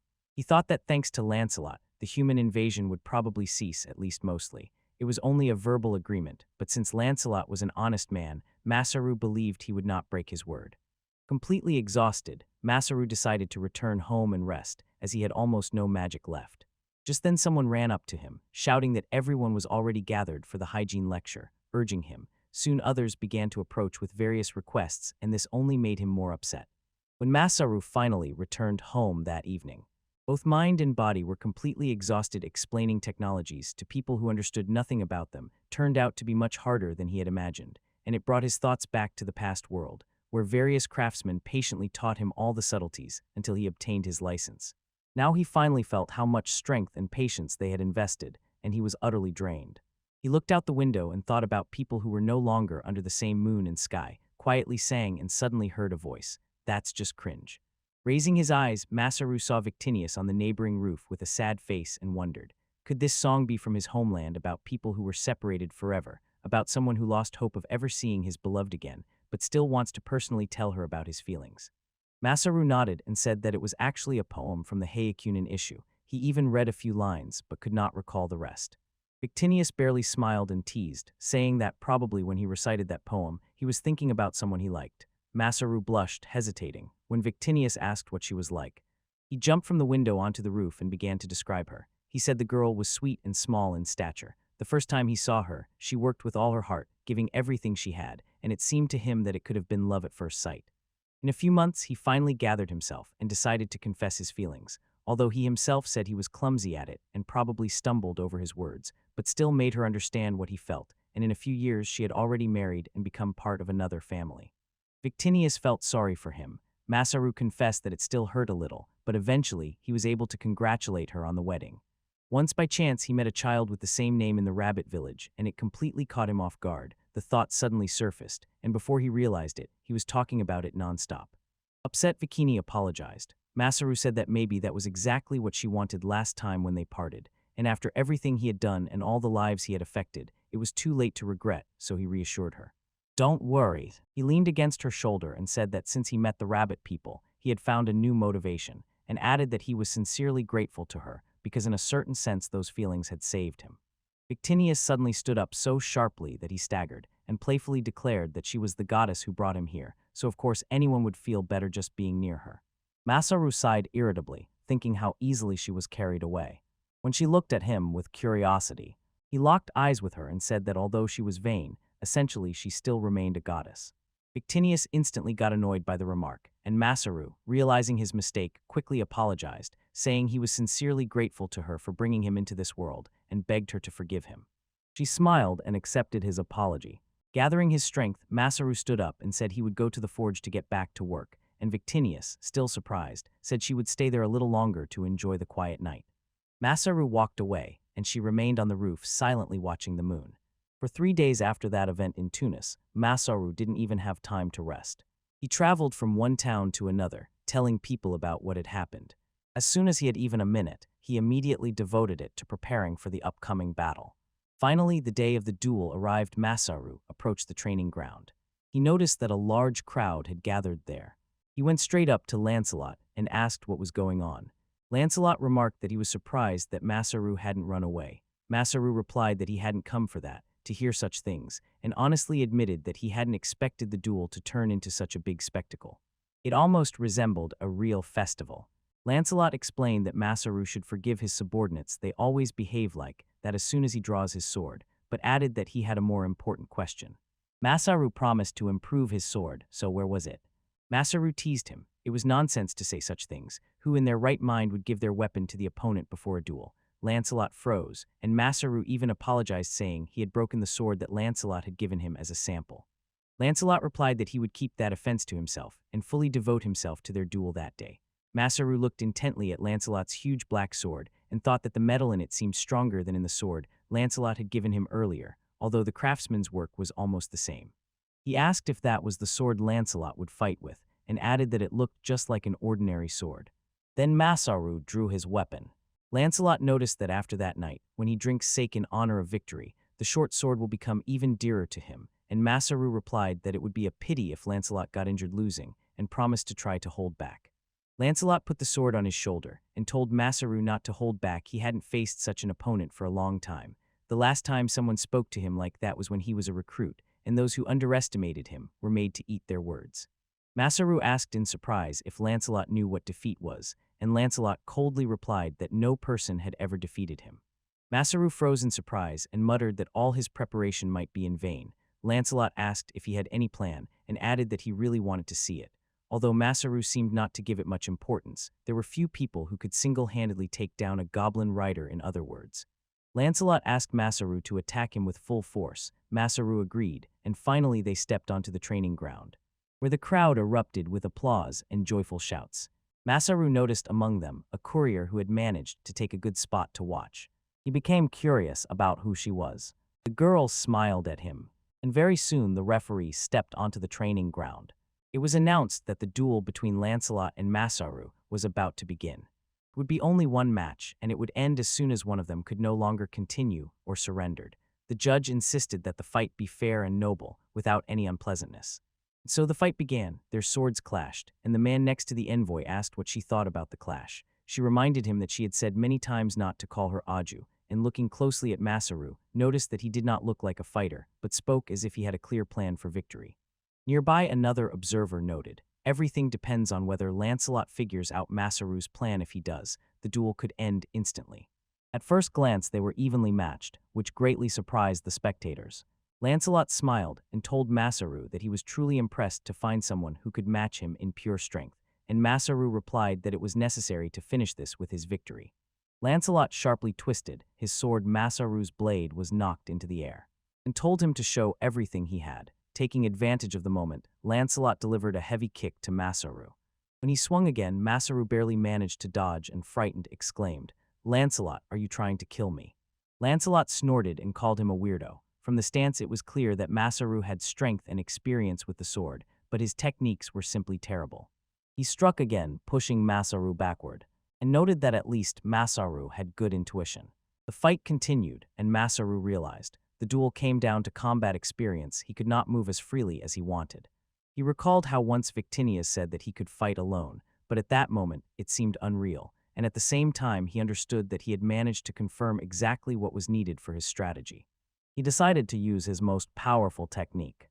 Hardened by years of work in a rural home center, he spent countless hours training to be able to tackle any task, and now all the skills of the masters who taught him converged at this moment. Relying on everything he had learned, he was ready to use all his experience. Without resorting to his box of things, he made several huge logs appear around him. Lancelot froze in surprise. Seeing this, he realized that Masaru skillfully mastered such techniques, although this was not mentioned in his report. He asked with distrust whether Masaru really intended to use those logs to try to make him stumble. Lancelot was stunned when Masaru activated a combination of skills: carpentry, blacksmithing, and construction, to assemble giant mechanisms with beam-like structures. Suddenly, giant siege machines appeared around Lancelot, and he stood still in amazement. Masaru believed that the main strength of production skills was in precision. What he created came out exactly as he imagined. Even battering rams with raised hammers could be made immediately, but with his current magic and skills, only fairly simple structures formed instantly. But using them in multi-directional attacks could still work well. But Lancelot swiftly cut down each siege machine with his sword. He looked disappointed, wondering if Masaru underestimated him. He thought that Masaru was keeping his distance, preparing another move possibly to scatter those mad angels again, and decided, if that happened, he would close the gap before Masaru could finish the move. The messenger girl seemed to realize something and called Lancelot. At that moment, Masaru stood ready with a huge bow and arrow, and from that position, even if Lancelot took a step, everything could turn dangerous. Masaru released a giant arrow toward Lancelot, who swiftly swung his sword and cut it in half.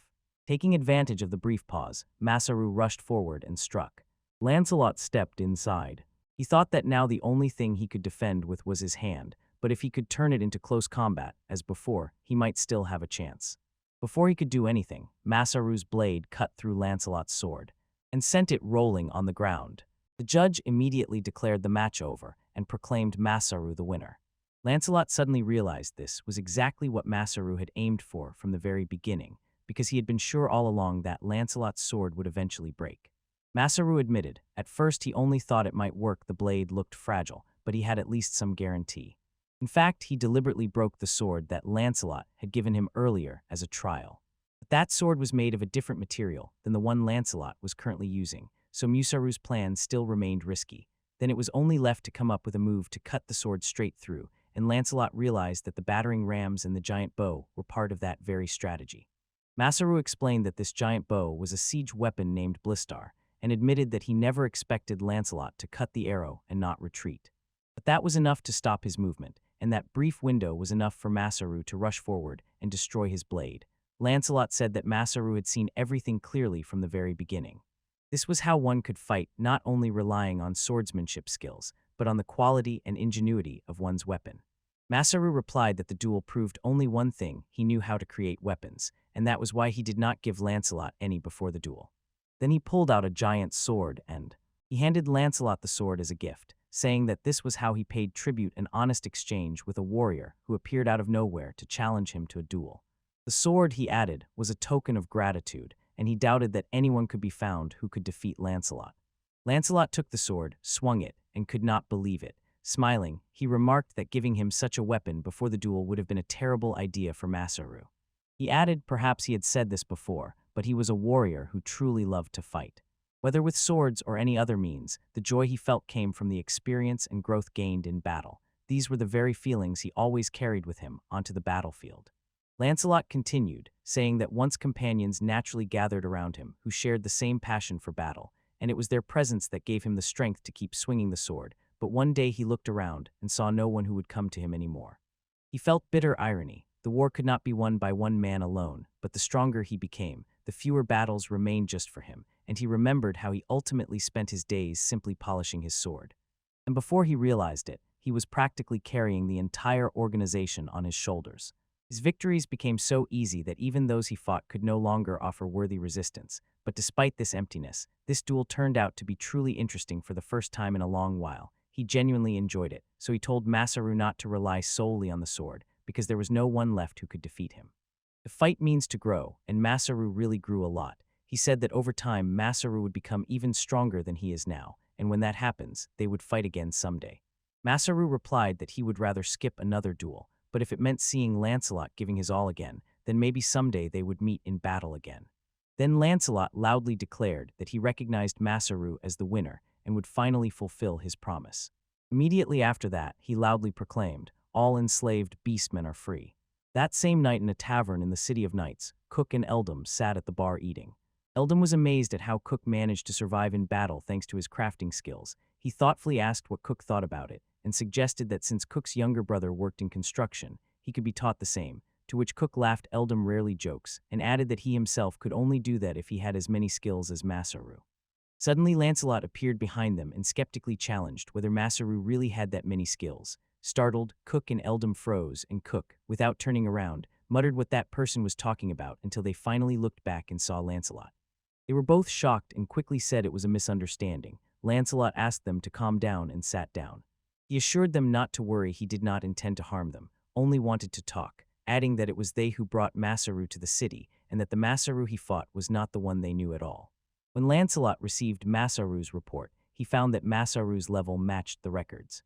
But he had about 20 skills and even a title. This was an incredibly large deviation from the norm. Cook noted that given Masaru's abilities, one could believe if his level was somewhere around 60-70, but the fact that he had only 16 was shocking.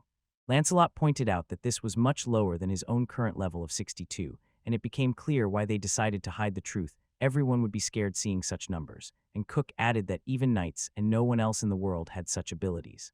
Lancelot suggested letting it go, saying that regarding Masaru, it was much more interesting to let him act freely. Eldam remarked that such words sounded a bit pathetic, and Lancelot replied that he managed to get Masaru's promise for a second duel, but it was a pity that for now their contact with him was breaking off.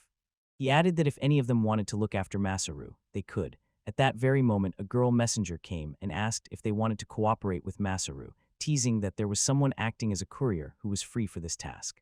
In a few days, in front of the assembly hall, Masaru approached Lancelot and, as if recalling their duel, said he remembered what he had said and asked if the beastmen had really been freed, and if he could already set off. Lancelot reassured him that everything was fine, explained that the changes Masaru had made were already yielding results, and that the beastmen were still being gathered, and that they would inform his village about it, to which Masaru agreed. Suddenly you notice bruises on Lancelot's face. Jokingly asked if he had gotten into a fight, and if there really was someone who could leave bruises on someone like him. Lancelot replied that this was a person against whom he could not raise a hand, and added that this by no means meant that she was stronger than him. Suddenly a girl appeared and kicked Lancelot, exclaiming that it was terrible to speak like that about a woman of marriageable age, and Masaru recognized in her the same girl who had been the messenger earlier. Lancelot introduced her as Adelina, his 19-year-old niece, a restless tomboy. Adelina thanked Lancelot for introducing her and told Masaru that from now on she would be under his care, promising to do everything to be useful and fulfill the role assigned to her. Masaru was baffled, heard about such an agreement for the first time. Irritated, Adelina glanced at Lancelot and asked him to explain. Lancelot said that Adelina had long wanted to broaden her horizons, and knowing how dangerous it is for a woman to travel alone, Masaru decided it was better for her to go with him.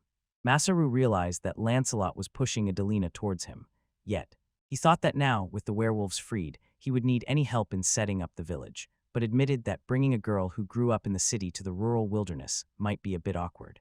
Adelina said not to worry, could sleep anywhere, and more importantly, she thought that he was a truly interesting person. Approaching closer, she smiled. Masaru burst out laughing and said that she really has Lancelot's blood flowing in her. She will probably follow him, no matter what he says. He added that if she goes with him to help, he has no objections, but she should be prepared she might not return for several years. Surprised, Adelina asked what he meant by several years, and Lancelot interrupted and also asked for an explanation. Masaru explained that he intends to turn the village into a real city where beastmen could live safely, and this will definitely take years.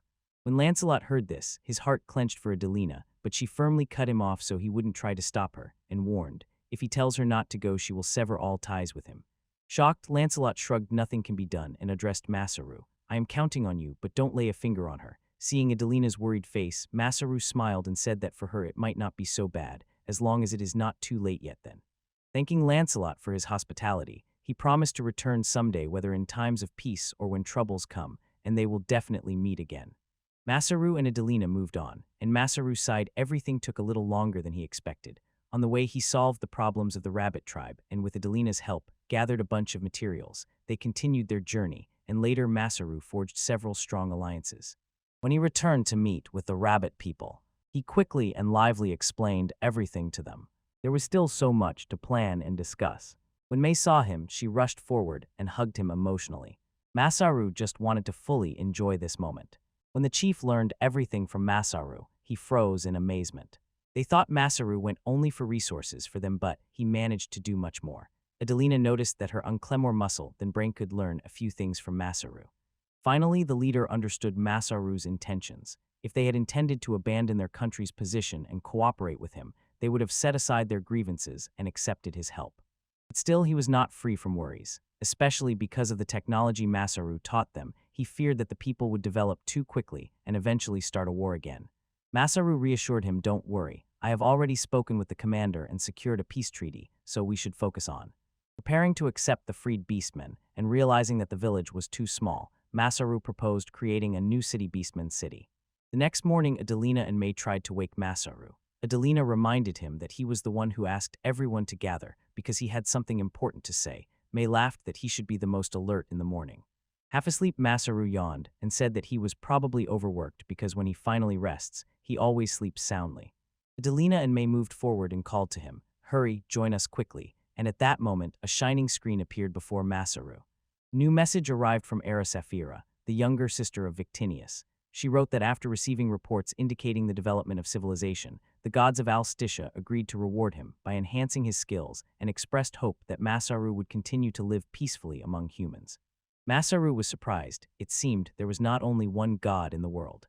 And it turns out, finally, a goddess appeared with at least a drop of common sense. He was receiving a reward for development, so he thought, if he continues to move forward, he might be called again. If he could acquire skills like that, there would be no problems with motivation at all. While he was reading, Adelina's voice came from outside-ish, was shouting for him to come out. Masaru hurriedly ran up to everyone and sincerely apologized for making them wait. He said that he had gathered everyone to decide the future of the village. Many had probably already heard from the elder that the once enslaved beastfolk were now free, but one big problem remained. There were about 200 freed beastfolk, which meant that as soon as they arrived, the village population would triple. To accommodate them, food production would have to be sharply increased and defenses strengthened, so Masaru proposed building several more protective walls and setting up temporary tents. And nearby they were building a completely new city. Everyone was stunned looking at it while he continued.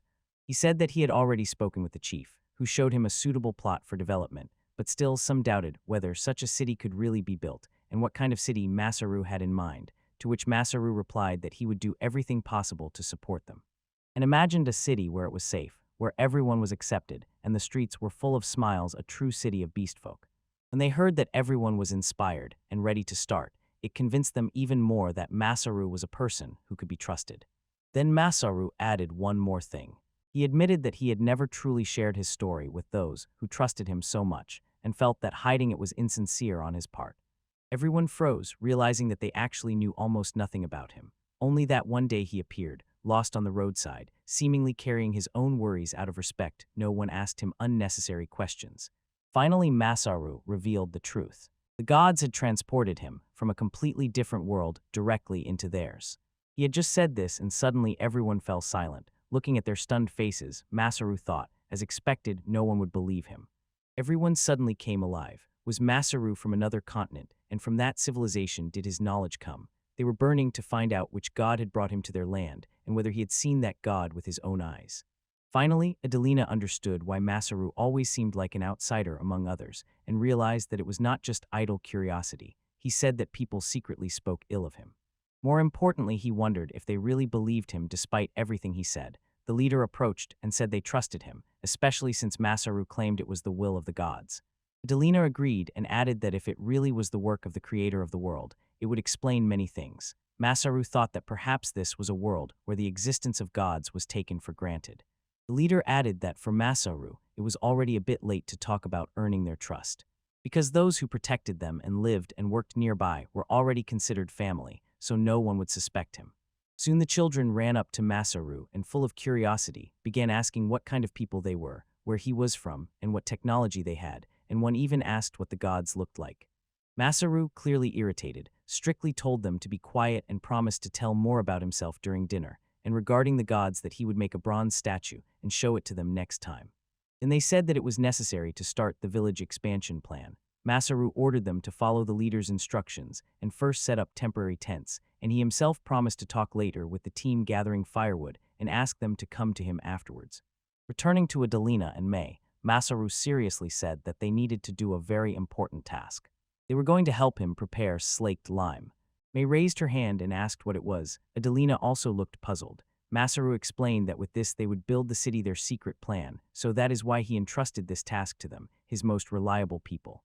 Adelina found the idea exciting and asked if it was difficult, and Masaru replied that no, not hard, just a bit boring. Masaru led them both to the iron cauldron. He explained that in this furnace they could make slaked lime. First pour shells into the cauldron, then put firewood or fuel under it, and light the furnace. He pointed to the box nearby, and explained that these were bellows. Moving the handle back and forth, they blow air into the opening, constantly supplying a fresh stream of air while the fire burns. May said that it was troublesome and asked what would happen next. Masaru replied that the air would pass through the pipe directly into the furnace and the temperature would rise to about 1,000 degrees. Because they still could not fully grasp how hot it was, he explained that water boils at about 100 degrees. Iron, however, glows red and becomes malleable at around 1,000 degrees and melts somewhere between 1,200 and 1,500 degrees, depending on the type of iron. Adelina then asked how he managed to measure all this. Masaru admitted that it was a very good question, but even he did not know the exact answer. He added that while understanding and explaining theory is important, in reality safety and the ability to use things correctly are much more important. When Adelina said she understood the part about safety, but did not know what he meant by correct use, Masaru explained that by correct, he meant whether it is actually possible to reproduce in real life what is imagined only in theory. The correct way to use something could be completely different. It all depended on the technology and the ingenuity of the person applying it. He added, everything depends on the technology used. It brings both benefits and the burden of responsibility. As long as they live, he said, they will have to constantly think about how to use it.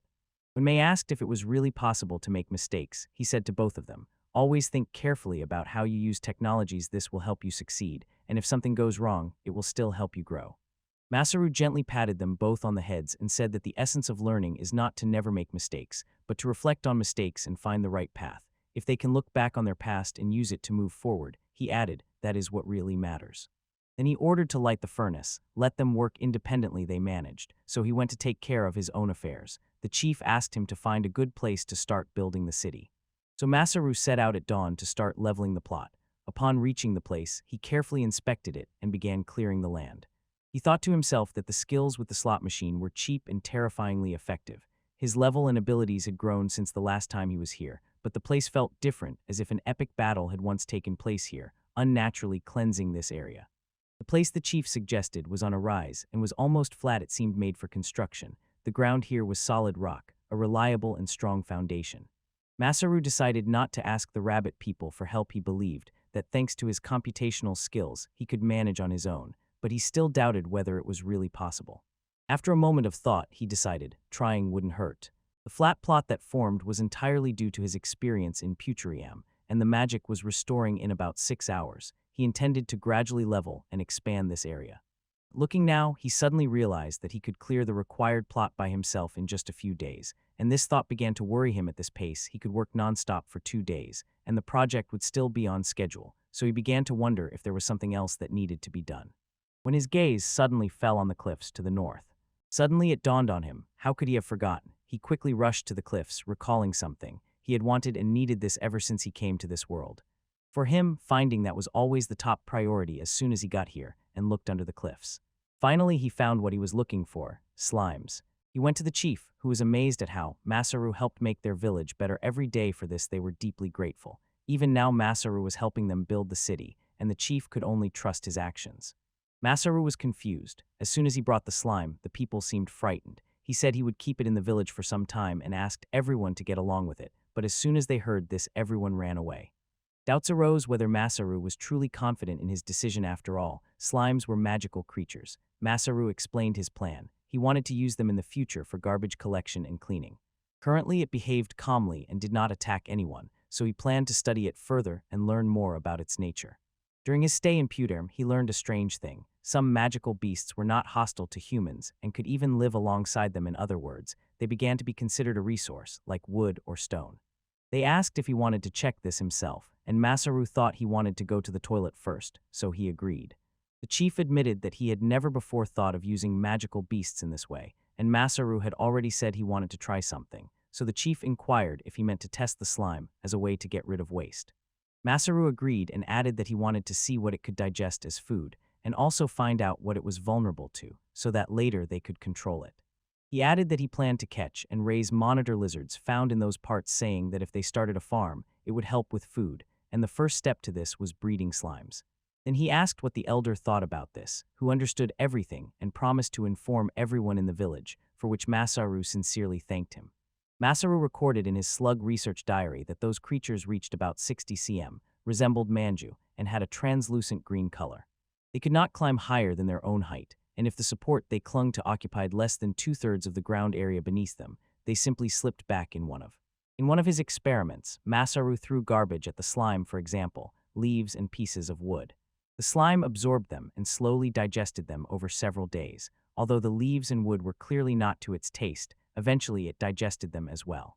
This showed that it would probably handle human waste without problems. Encouraged by this, Masaru continued his observations, and after a few days an incident occurred where suddenly the slimy creatures hardened and shrank.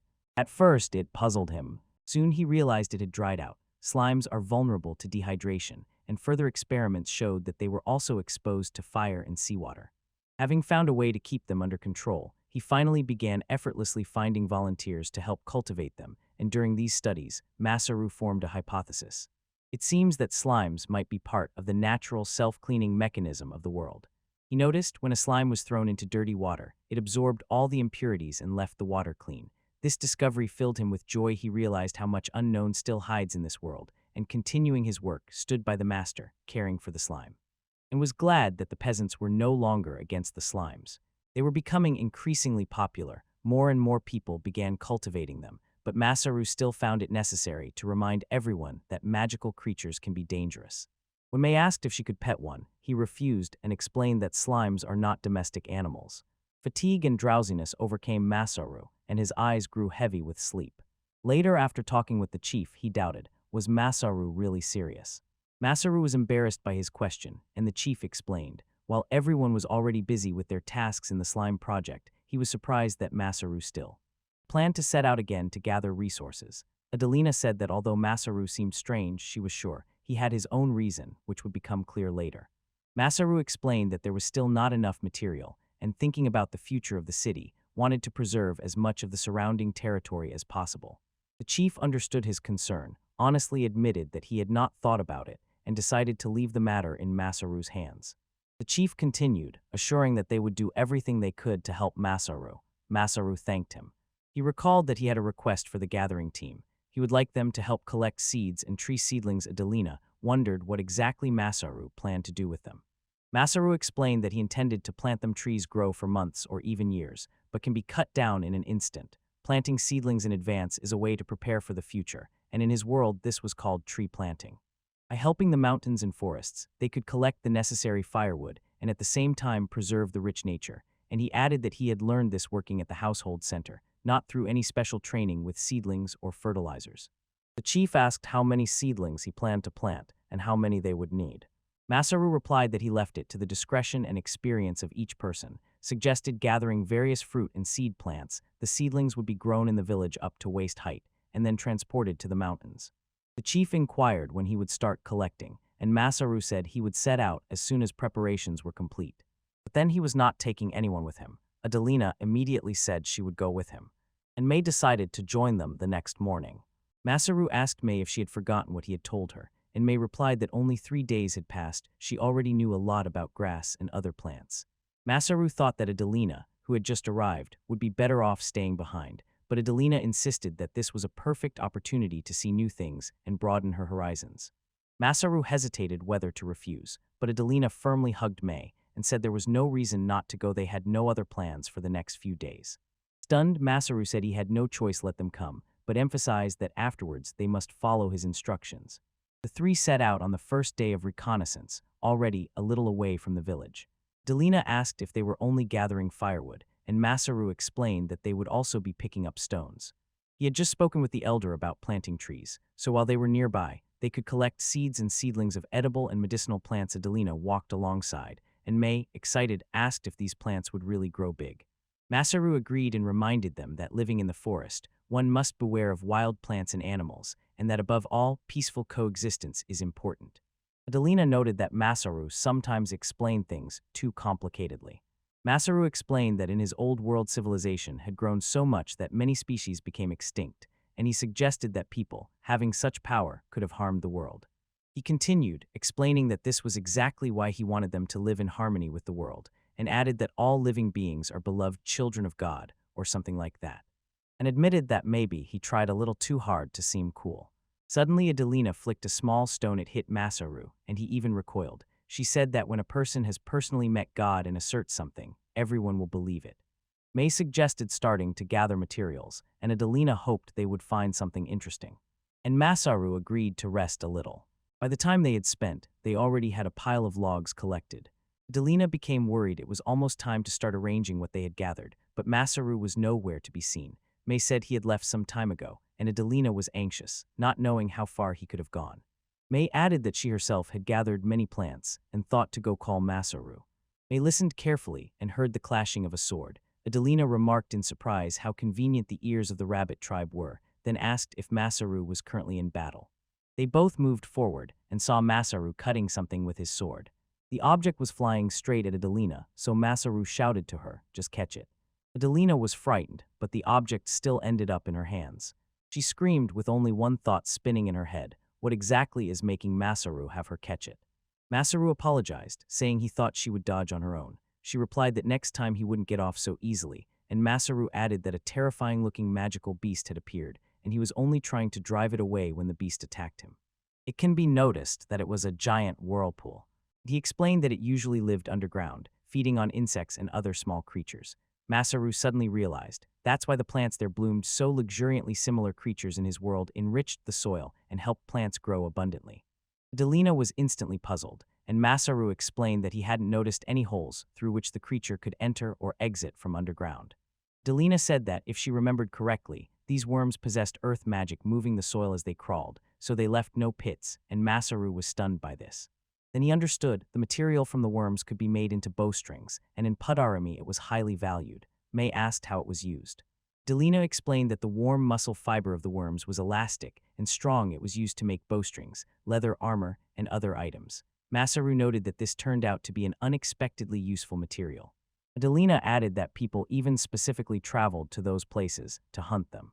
Adelina said that they were well paid for the material, and first of all, not many people managed to defeat the worm so easily. The three of them exchanged glances. Me just smiled and said, "Nothing surprising, it was Masaru who did it."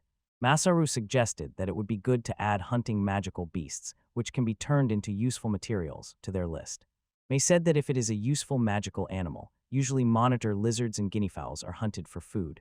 Masaru thought they might be tasty, and May asked to wait. She would go look for them, because their sounds are very recognizable, and it would be easy for her to find them. Suddenly, a giant beast appeared nearby and let out a loud roar that hit May's sensitive ears. She screamed and fell to her knees in pain, and Masaru and Adelina, frightened, rushed to her, trying to understand what had happened. May started crying, and Masaru felt as if it was taking him back to that first day when he met her for the first time, back when they encountered a goblin.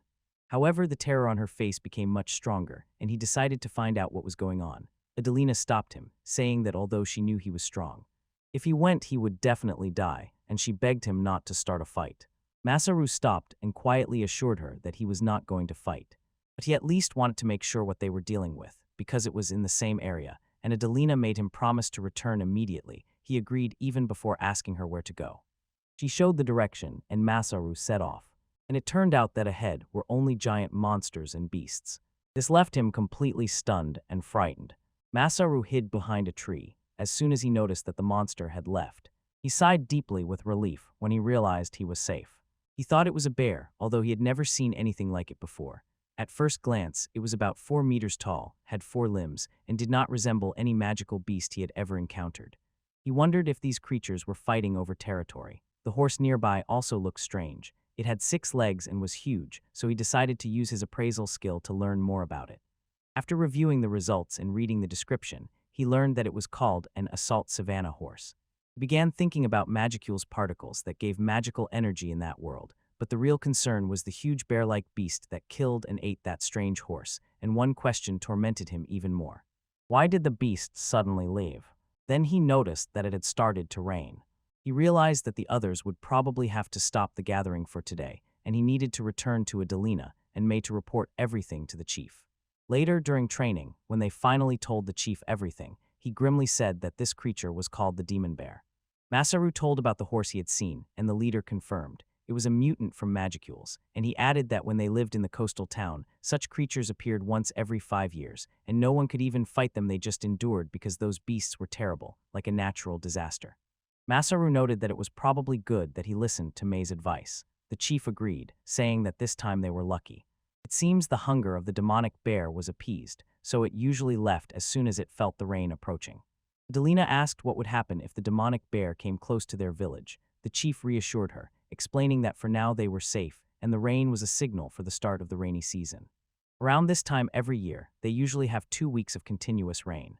During these days, the plains flood, the water rises from the ankles to the knees, and the forests and fields merge into one huge lake. The elder said that even the demon bear would not be able to move freely under such conditions, and if they prepared well during this time, there would be no problems.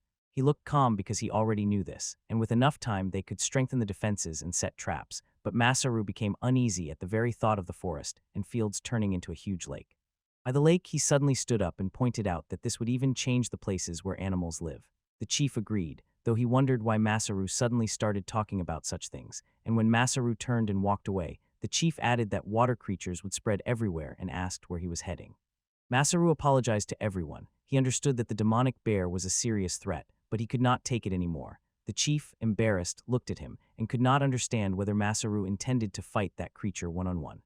Masaru shouted that it was not about the bear, but about food. The village only had meat, and he desperately wanted at least a little variety. For his Japanese taste, it was a real torture, so he begged for just 1 day and, saying this, ran away before anyone could stop him. Adelina noted that she was already used to his impulsiveness, and Mei added that Masaru really acts lightning fast. As Masaru rushed through this area, he saw that some patches of land were already turning into lakes. Excitement filled him. There was no one around, and this whole watery world seemed to belong only to him, so he decided to take advantage of the moment and see what he was capable of, but suddenly he slipped and felt something grab his leg. Turning around, he saw a crab clinging to his leg. He quickly pulled a rope from his box, tied a knot, and successfully caught a huge crab. Excitement rose as he looked closer and saw. It was a forest green gizami. The whole area seemed full of valuable finds, and he decided to take everything that looked edible. Soon he caught a large number of creatures and piled them into a huge heap. Laughing, he said goodbye to days of unbalanced nutrition, sure that everyone in the village would be amazed when they saw this. Suddenly, Victinius appeared and, mumbling to himself, asked what he was doing there alone. Masaru flinched at her sudden appearance. She teased him by asking why he was still so easily surprised, and he replied that he doubted he would ever get used to it. Then he asked why she went out in such a downpour. Victinius said it was not a problem at all. With her divine barrier, she wouldn't even get wet. Masaru was stunned and couldn't help but feel jealous. He wished he had one too. Then, changing the subject, he inquired why she really came.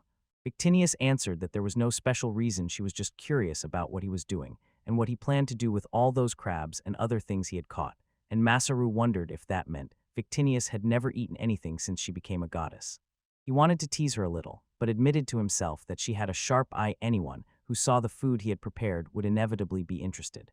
Victinius asked if the food was really that tasty, and Masaru agreed, Smiling, he took her hand and said that since it was just the two of them, they should indulge themselves at least once. After some time, he finally set up a temporary base. Victinius watched with admiration how reliably he had set it up, even though he did it so hastily. Masaru told her that earlier she looked interested, so it was time to eat the crab. She glanced at him in surprise, unsure if they were really going to eat them just like that. Masaru objected and explained that it needed to be boiled first. It was not a complicated dish, but very tasty. He asked her to sit and wait while he prepared it. Victinius watched closely as he began to boil the crab. Suddenly she took a cloth and started drying his hair. Masaru was completely stunned by this. When he tried to move, she told him to stop making it complicated. He noted that he could see for himself she was drying his hair, but asked if that was really her usual way, and Victinius took it as rudeness. She told him to be quiet and focus on the fire, adding that she was just selfish, thus acknowledging that he worked hard for the village and the coastal town. Masaru nodded quietly, and she continued to dry his hair. When the crab was finally prepared, he served the crab, and Victinius admitted that it looked even better than she expected. Masaru agreed but mentally felt that after her sudden gesture, an awkwardness hung in the air. When Victinius tried to eat it, she complained that the shell was too hard, and Masaru smiled and said there was a trick. He cracked the shell and handed it to her, asking her to try it that way, and when Victinius tasted it, her eyes widened in surprise, and she said it was delicious. With the perfect balance of rich umami and gentle sweetness, she continued to eat with delight, and Masaru joked that he better start eating before she ate everything. Victinius told him to shut up again, but added that she wanted seconds. After dinner, she sincerely thanked him and said that for the first time in her life she had tasted such a meal with meat cooked just like that. Masaru smiled and replied that he was glad she liked it, adding that there was still some left. Hearing this, Victinius asked if she could take some home for her sister. Masaru remembered her sister, the one who had messaged him earlier, and smiled, saying she had much more common sense than one person he knew. Victinius was embarrassed and said such a remark was unnecessary. Masaru joked that she could take some of it back if she wanted, but it was not as tasty cold. Victinius waved her hand it was okay if she hid it in her inventory, and added that Masaru was truly amazing, he could make so many things. She did everything: food, tools, even swords, and she never got tired of watching him work. Masaru wondered what Victinius was even talking about since she was the one who gave him these skills, but Victinius replied that she did not mean that at all. The skills themselves were just tools, they would create nothing if he did not have the knowledge and imagination to use them properly. She explained that these were just the very basics, and Masaru understood what she meant. He could make things because he once worked in a hardware store in the village and was practically a jack of all trades. He told her that in rural areas, hardware centers were giant buildings on massive plots of land, operating from early morning to late at night, selling everything from flowers and plants to goods for farmers. When the planting season came, he and his colleagues even helped local farmers opening the store earlier to make it easier for them to stock up, and Masaru thoroughly learned how to handle different flowers, trees, and vegetable seeds, and how to properly display and replenish seedlings throughout the year. He learned to set up and dismantle chicken coops and sheds, lay bricks and pave paths, take on any job from carpentry to electronics, and even dealt with animal feed, hygiene, bedding, and diapers. He worked with such a pile of different goods that he learned a lot about how they work. He said all that knowledge would be useless if he couldn't explain it to others, so he always had to teach customers how to use what they bought. He recalled that as soon as he learned something new, they again lacked people, and his lazy manager didn't even lift a finger to help. Instead, the manager just told him to learn another new product, completely unaware of the chaos reigning in the store. Remembering those days, Masaru got upset and almost cried. Victinius calmed him down, saying that everything eventually worked out, and she was sure that people in this new world live well thanks to his help. She even recalled hearing about a statue made in his honor, which made Masaru a bit embarrassed at how did she find out about that. But still. He said they needed to focus on dealing with the demon bear, otherwise the beastmen who had just settled in the new city would get a very unpleasant welcome. Masaru felt relieved. He had come here to hunt, but in the end he only ran away from the very thought of that bear. Victinius was stunned. They stubbornly refused to acknowledge such behavior. Masaru looked puzzled. She explained that he came to this new world and accomplished so many incredible things. She couldn't bear the very thought that he might show weakness.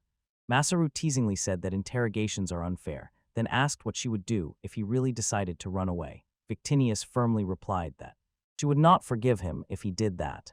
Taking it as a joke, Masaru aloud asked what she was even saying, calling her a worthless goddess. Victinius was simply shocked, and he added with a smile that if even a goddess says that, then he can't sit around being worthless forever.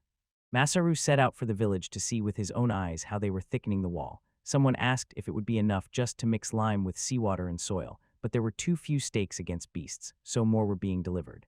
A worker informed Masaru that the wall near the entrance was almost finished, and everything was going smoothly. Masaru noticed that they seemed to have already built the observation post, so there was no need to worry about attacks from smaller creatures anymore, and someone added that they also planned to make platforms near the post from which archers could shoot. Masaru glanced at the barrier, told them to continue working, and thought about how things were going in other places. The person replied that setting traps outside the city was no problem, and that they could clear several problematic areas to obtain more stone material. Masaru thought that since the rainy season brought them many resources, measures against the demonic bears were progressing well. Although he would like to have some time to train and raise his level, he was glad that he could focus on strengthening the village's defense. Later, when night came while he was eating, he checked his stats and suddenly noticed, as if unnoticed, he had acquired a new skill. It was not a combat ability, but he still needed greater firepower. At that very moment, Mei approached him and asked if he needed fire magic. He sincerely thanked her for all the hard work that day and explained that he needed something a little different from ordinary fire magic. He wondered if anyone from the rabbit people knew how to use fire magic. But Mei refused. She said maybe some of the foxes could handle it, and Masaru thought about whether to ask Lancelot to send the foxes first. Nusa said she did not believe that any beastfolk could cast spells at all. From what she had heard, beastfolk had amazing physical abilities, but almost no magical talents. Masaru thought that none of the rabbits knew how to use magic, and in general, since he had been in that world, he had not seen magic. He called Adelina and asked how many mages there were in the city they had visited. Adelina replied that there were about 2 who could create water. Masaru was disappointed that useless goddess Victinius, who promised a brilliant world of swords and magic, had let him down. Mei noticed his expression and asked what was wrong. He said nothing, but in his mind he was already turning over what he would do when he met Victinius again, and just at that moment he heard a pop sound. Having glanced through it, he came across a message from Erisifera. In it, she wrote that she would tell him about how magic is used in that world. Mei literally shone with excitement. She had never seen anything like that glowing screen that appeared before Masaru. Adelina also watched intently as words appeared on it, and Masaru realized in amazement that it was the same message the goddess had once sent him, and explained to them that this screen appears every time he receives a message from the goddess.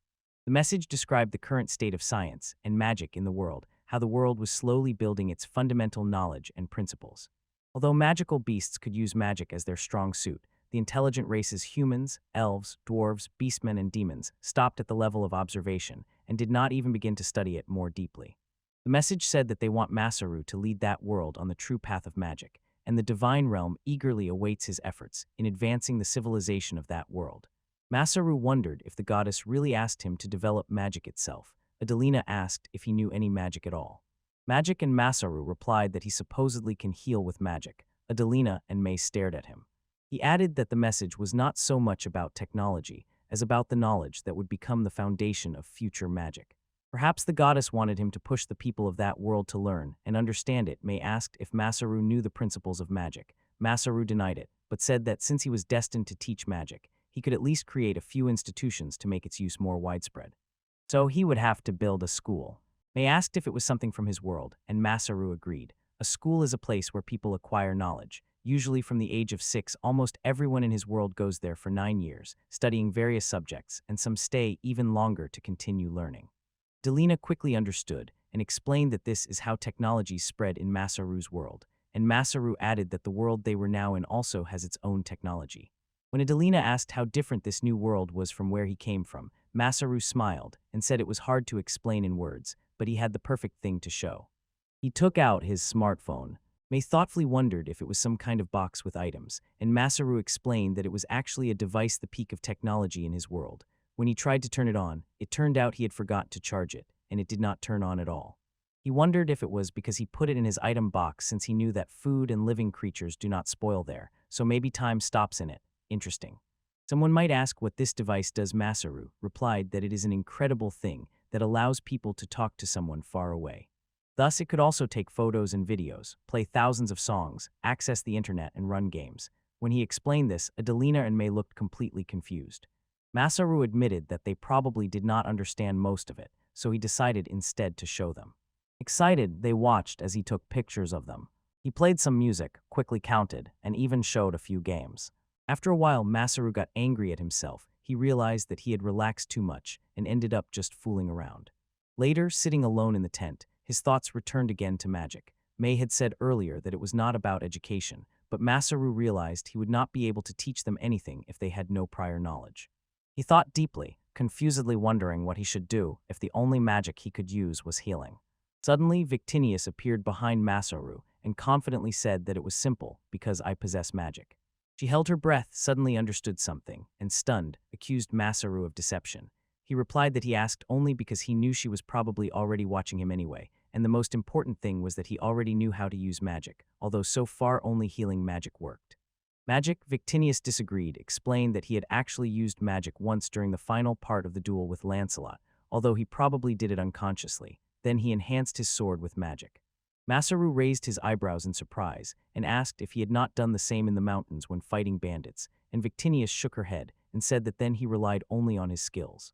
She explained that in the realm of gods, granted skills take the form of the inner image of the one who receives them, and in Masaru's case, this image was clearly strongly influenced by the home goods store where he worked in his previous life. Masaru raised his hand and asked if healing magic works differently in that world, and Victinius replied that yes, it must be applied with medical knowledge, and even after activation, healing still takes time. Masaru admitted that he always found the acquired skill slots strange, they were so oddly convenient and seemed made just for him. Now he finally understood what she meant and asked what he should do to use magic again like during the duel. Victinius told him that he already knows how magical energy feels as it flows through the body during skill activation. Masaru nodded, and with a slight smile, replied that once he even completely drained his magic. Victinius continued, explaining that magic must be imagined simultaneously as both fuel and a source of energy. He must see how it flows within him, understand where this flow begins, how it moves, how to strengthen it, and how to release it. Those, she said, were the basic principles of using magic. Masaru gave a thumbs up and said he would try, adding that Victinius could too if she wanted. Irritated, Victinius sharply cut in that she had already done enough, and Masaru asked if that was really allowed, wouldn't that be interference? But she simply replied that everything was fine, and she was not afraid at all that Hera would scold her. Something like that, exactly. Masaru began to doubt whether Victinius really cared about him or was just pretending. His expression threw her off. Victinius punched him with her fist and sternly warned him not to get cocky, saying she had her reasons. She explained that at least. She was eager to help because her younger sister was the goddess of magic. As the older sister, she felt responsible, but Masaru immediately asked her to wait. He was not blaming her for helping at all. On the contrary, he praised her for taking on the role of the older sister. Hearing this, Victinius left, and Masaru, seeing her unexpectedly softer side, took up his daily magic research with renewed enthusiasm. Meanwhile, in the village, they finally finished preparing the defense against the demonic bears, and everyone returned to their usual peaceful life. One day, Masaru grew tired of waiting. The demon bear did not appear. Adelina said with relief that it was good the bear did not come, but Masaru replied that it would still have to be dealt with because it might return next year. Adelina understood, and May added that for now the village was safe. The chief agreed and said that even the arrows Masaru made were now suitable for hunting. Adelina was surprised that Masaru also made arrows. Masaru explained that he added backward-facing barbs because of this. The arrows are extremely hard to pull out once they hit the target. When poison was applied to the arrowheads, they became several times more effective. Masaru, satisfied with his work, proudly said that once those arrows hit they cannot be pulled out, and the poison will spread through the victim's body. Adelina said that the weapons Masaru made were truly ruthless. Masaru looked surprised and replied that such things are needed when fighting for life. The chief changed the subject and noted that the hunting team praised both the bows and arrows Masaru made. Masaru came to watch the training and asked about the bow he crafted from Trantwood. He also inquired about his warm-toned bow, saying its power was a completely different level compared to the Trantwood bows and that shooting with it should be a real pleasure. Everyone looked at him embarrassed, until finally someone admitted that the bowstring was too stiff. Even their strongest hunter barely drew the bowstring, and it was a pity that no one really knew how to use it properly. Masaru thought with surprise that it was probably because of their short stature, but the same person who was still struggling asked him to show again how to shoot. Masaru agreed, took the bow with an arrow, and reminded that the technique was exactly the same as he had taught before. When he fired, the arrow flew with tremendous force. Maneki said that the arrow not only destroyed the target it passed through it, and even hit a tree behind. Masaru realized that he had unintentionally enhanced it, and because of the magic gained during recent training, he thought the arrow would eventually stop when it hit something solid, but that did not happen. It flew so far that they saw a tree fall in the distance. and some villagers told that something strange was happening in the forest. In a moment, an alarming bell rang throughout the village. Trouble on the northern cliff, demonic bears are approaching.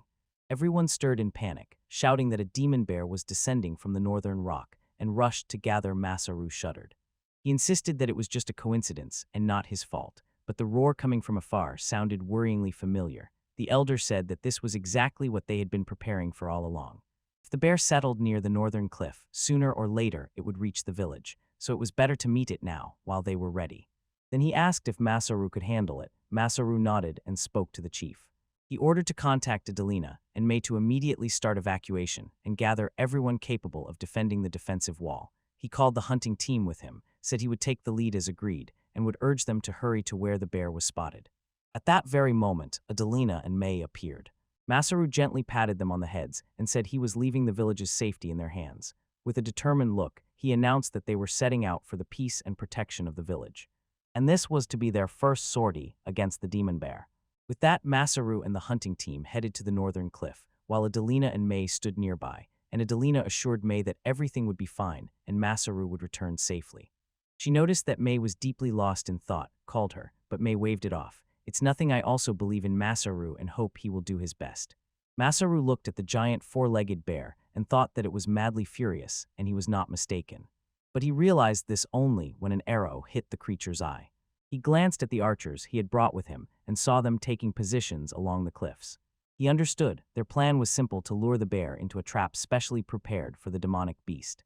While the hunting squad covered from above with fire, shooting from bows made by Masaru, he himself was to be the bait to lure the bear into the trap.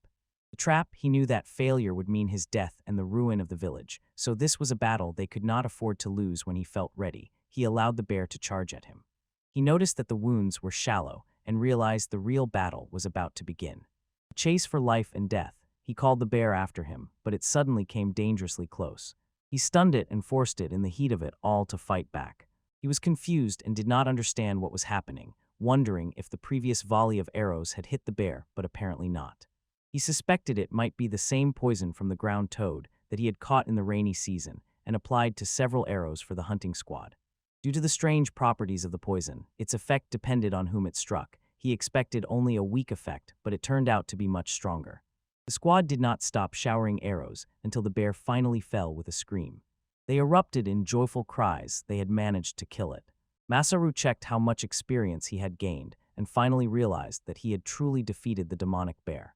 The hunter's squad said they would come to him to share the news and celebrate. Masaru agreed the traps needed to be cleared and he had to return quickly, and he sincerely thanked God, believing that finally they would be able to live there peacefully. Masaru looked at the bear and felt something strange, so he shouted to the rabbits, "Do not come closer." Suddenly, someone said that this was not the same bear they had seen earlier. Finally, another one appeared behind him, and with one blow threw him into the air.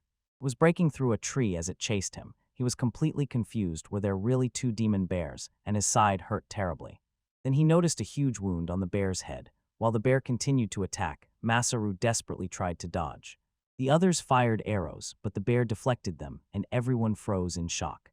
It roared and charged towards them, forcing them to regroup and prepare another volley. As soon as it lunged at them, Masaru released an arrow. The arrow pierced his arm. He involuntarily wondered, was the bear trying to escape, still fighting with him? One of the hunters shouted at Masaru that he was reckless, asked what he hoped to achieve with such severe wounds, and fervently urged him to run before he was killed. Masaru tried to get up while the bear growled. He knew he still held its attention and that his body still obeyed, so he had a chance. The bear lunged at him again, and Masaru remembered the traps left behind, believing this gave him at least some advantage. He decided to dash in that direction, hoping to make it in time. The monster repeatedly blocked his path, and Masaru was struck once more. He leaned against a tree to sit down and suddenly realized it was a trap. The trap zone was still about 100 meters away. He constantly used healing, but recovery was slow, and he thought that if he had even a minute to fully focus on healing, he would have a chance. He felt as if it was all over. Although he had finally met friends he wanted to help and found people he sincerely cared about, he still believed this was the end. Severely wounded, he apologetically thought about everyone he might have let down. At that moment, he heard a voice asking if he really intended to give up. Just giving up would be too boring. He saw Adelina appear with a giant sword and slash at the bear, and she noted that for someone who could defeat this, Masaru seemed strangely weak. or it was simply a persistent attempt to broaden his horizons. If so, she said she didn't mind intervening in the fight. Masaru couldn't understand. Why was Adelina there at all? She said he should thank her first because she went all out to save him, and added that she didn't want to take all the credit. In fact, he should thank me, because it was thanks to her that Adelina managed to arrive. This moment reminded him how he set out to chase the demon bear. Then May told Adelina that she also believed in Masaru. After some time, Adelina caught up with May and asked her to openly say what was on her mind. May said that they were always treated like children and told what to do, but she believed that their relationship with Masaru did not give him the right to command them, even if it was only her imagination. She felt that such a misunderstanding was not necessarily bad, and Adelina noted that Masaru himself always said, "There is nothing bad in misunderstandings." Worried, May later admitted that she had previously heard two roars, one of which merged with the loud roar of a giant bear. She thought she was imagining it, but it turned out to be real, and she became scared. That is why she begged Adelina to go help Masaru. Hearing everything, Masaru said that a single thank you to Adelina was not enough. He was very indebted to May. Adelina replied that first they needed to think about getting out of there alive. She could not believe it. Although they hit a vital spot, the bear was still standing. Masaru froze and warned Adelina that she would die if she stayed to help him. She smiled and told him to stop joking. Does he really believe that such a young lady as she would come to this dangerous place without backup? At that moment, numerous long-eared creatures jumped out from all sides. They rushed at the bear with spears, and Masaru froze in amazement. Adelina said that everyone listened to May and decided to help. They showed that they were truly wonderful comrades, and Masaru was touched because instead of retreating, they were moving forward. Bill was dragging the bear to the edge of the cliff, under which lay a trap meant to kill the demon bear. Only a few meters remained. They were moving forward without stopping when suddenly the attack was about to fall on Adelina. Masaru flew in at the last moment, managed to block it, and sincerely praised everyone for their efforts. And he said to them, "Leave the rest to me." He thought that thanks to the time everyone had won for him, he had finally recovered enough to move again. He reminded himself that he was no longer alone and felt grateful that everyone had come for him. Now he could launch his final attack on the bear. The bear lunged at him. But suddenly Masaru froze in place and rushed toward her wide-open jaws. Weapon in hand, he jumped up and struck her in the face. When he did so, he almost fell into the trap below, but at the last moment threw his weapon toward the giant bow and arrow mechanism. This triggered the mechanism. The ground suddenly gave way beneath them, and he, along with the bear, fell into the trap. He felt that the bear also had its own life, like everyone else, and that was why they wanted to move on. He quietly apologized to the bear. Finally, the creature fully plunged into the trap. Excited, Adelina shouted to Masaru and begged him to respond. Then she found him lying nearby, and he asked why she was acting as if he were dead. She smiled with relief and suddenly slapped him so hard that Masaru did not understand why. Such a thing could really kill someone. She turned away and accused him of needlessly making her worry, and the others also sighed with relief, saying they thought he had died along with the bear. Adelina could not believe it. Masaru survived by summoning a deck. During the fall, the deck alone not only protected him from the bear attack, but also saved his life. Masaru added that the logs also supported their lives and proved to be quite reliable. Then he asked about the bear. They confirmed that it was no longer breathing. Finally, they had defeated the demon bear, and this was already the second one. Everyone burst out with joy. Suddenly, Masaru collapsed. They checked him and found that he had simply fallen asleep from exhaustion. Adelina, irritated, said that it was just like him, although she admitted that he had worked hard. She ordered everyone to return to the village, and when they finally returned carrying Masaru, he began to regain consciousness. Hera sincerely praised Victinius, saying that Masaru had done brilliantly. Victinius replied that it was just the natural course of events, and asked if Hera had finally acknowledged Masaru as the one chosen by the goddess. The goddess, Hera, asked aloud in surprise if Victinius had not been confused earlier when Masaru was almost killed by the demonic bear, and added that it was incredible for a deity to cast off all restrictions just to save a mortal. Even before the battle, Victinius had descended to meet Masaru and encourage him, and Hera, with a spark of curiosity in her voice, inquired who was lucky enough to receive such attention. The attitude, while Hera stared sharply at her. Victinius turned away and shrugged. Nothing special. He insisted that she was not directly helping him, and Hera replied that Masaru was her complete opposite, and there was nothing wrong with her looking after him. She added that this did not go against the laws of the gods, but now her intentions were somewhat different from what they were at the beginning. When Victinius asked what she meant, Hera simply advised her not to overdo it and to keep everything in moderation. Then Victinius inquired what would happen next. Now that the bear was defeated and peace had returned, the city's development finally moved forward, and she eagerly awaited the completion of Victinius's statue. Hera suggested, "Well, let's raise our glasses and celebrate our victory," and Victinius gladly agreed, a wonderful idea. She vividly imagined how her new world would develop in the future. They both clinked their teacups loudly. Meanwhile, Masaru was joyfully celebrating with the rabbit people. A few days later, he happily told everyone that since they had finally defeated the demon bear, they should not waste time and get started on the development plan. Everyone froze in shock and pondered, were they simply not ready? Someone replied that they understood the main idea of the plan, but questioned the issue of land. Sot asked himself in surprise why they still did not have enough of it. Another man stepped forward and said that although the plan surprised him, he would like to know what the partitions and lines drawn by Masaru actually meant. Masaru explained that he would start building here and immediately explain everything on site. First, he drew the plot for housing. White lines separated the boundary, and various partitions served as the basis for houses, and when someone asked why they could not just build wherever they wanted and requested an explanation of this method, Masaru replied that there were many reasons. He said that in his world, this idea was called land replanning, to smoothly control the flow of people, keep noise away from residential areas, and arrange houses, workshops, and shops according to their purpose. And it also helped during disasters, fires, and crimes. The chief added that with proper zoning, it would be much easier to maintain public safety and prevent potential problems. Masaru continued.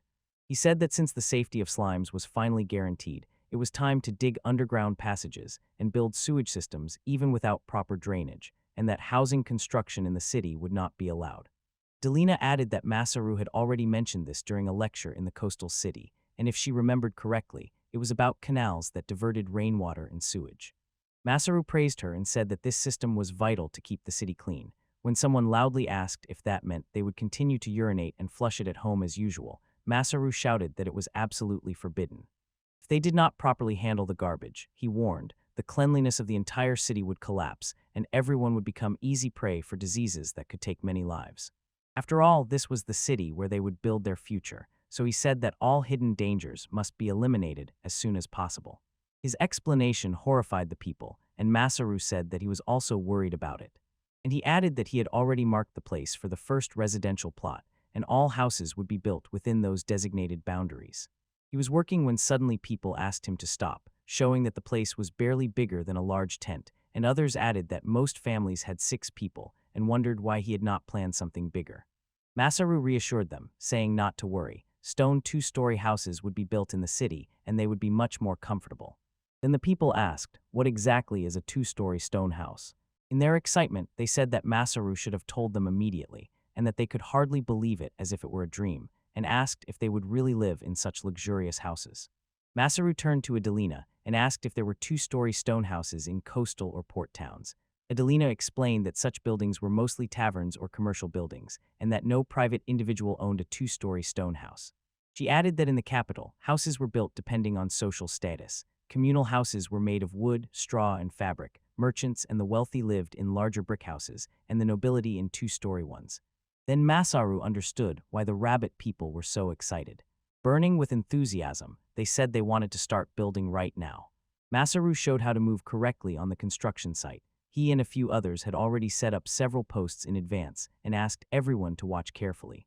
Watching, one man noted that this was exactly what they would build next. These partitions would become the foundation for houses, and Masaru promised to explain the technique in detail later, but emphasized that everyone needed to finish setting the posts that day.